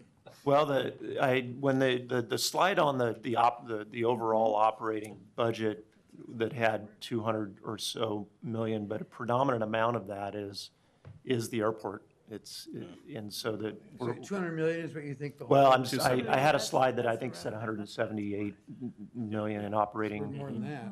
That's just revenue. Well, that's That's revenue. revenue. That's revenue. The assets, certainly the assets are. We had a fire sale. We sell it more than that. Yeah. Big. Okay, just wondering. So the other Mike. Thank you. Yeah, I think in the context of your presentation, I'm looking at this timeline, and along about, starting now into 2018, it says seek terminal developer. So my question is, if that took another 10 years or 20 years, what impact does that have on the rest of this flow chart? Given how uncertain and how patient it's you the need to critical be. path item, Yeah. and that is the challenge of the whole thing is doing enough investing to create the optimal point at which we do get that third party to come in and begin the actual development process. If that takes another 10 years beyond what is in that timeline, the concern that we have is that the outlay of capital prior to that is just left out there and is not going to work for us and not going to work for all of us in the economy. So it's certainly a cash flow problem, Yeah. to say the least. Well, I look at all these other gray boxes and mitigation and all the other outlays, and of course, you know, the whole ROI question just seems like it's just a big question that you've been very upfront in dealing with, actually. Chris? So if I understood your presentation correctly, you would earn revenues from West Staten Island in two ways. You would have a lease with the terminal developer, and you would have dockage fees from the ships that actually called on the terminals. Is that correct? If it is a typical structure that we've used in our other landlord leases, and this would certainly be a landlord lease, we wouldn't be in the operating part of the business. Yeah, the revenue streams are rent from the land itself, and then it is typical for marine terminal facilities to get dockage and wharfage for ships that tie up to those docks. So just to get a handle around the order of magnitude, what's the annual revenue stream from, say, Terminal 5? Terminal 5, I'm going to, I don't have the number right off the top of my head, but $3.5 million or so for a one of those for Columbia Grain or from Portland Bulk, depending on volume levels. The revenue goes up when volumes are up. Revenue goes down when volumes are down. So that's the land lease, or would also include the dockage? Yeah, the volatility in the revenue comes from the dockage and the wharfage. The land rent does stay. It's pretty stable. Okay, thank you. Other questions? No, I just wanted to say thank you for doing that presentation. I think it was very useful for all of us to kind of see the port as a business and not just to have this mythical idea of what the port does. It's very useful. And I think to Mike's point, I mean, I worked in real estate. I think you want to anticipate positive energy back there. You will be able to find a tenant. Because from my perspective, that is a unique piece of property. And you might, if it's annexed and the different partners do come together, I think that you could get a very unique tenant to sit on that site. But I think it is what you said, putting all the partners together and having a realistic perspective of what the economy is going to be. So thank you for doing that. It was a very good presentation. Yeah, thank you. Susan? My question is really more about the historic mission of the port and when it sort of morphed from being the lead on export and transportation to being a regional economic development agency, which I've seen happen over the past decade.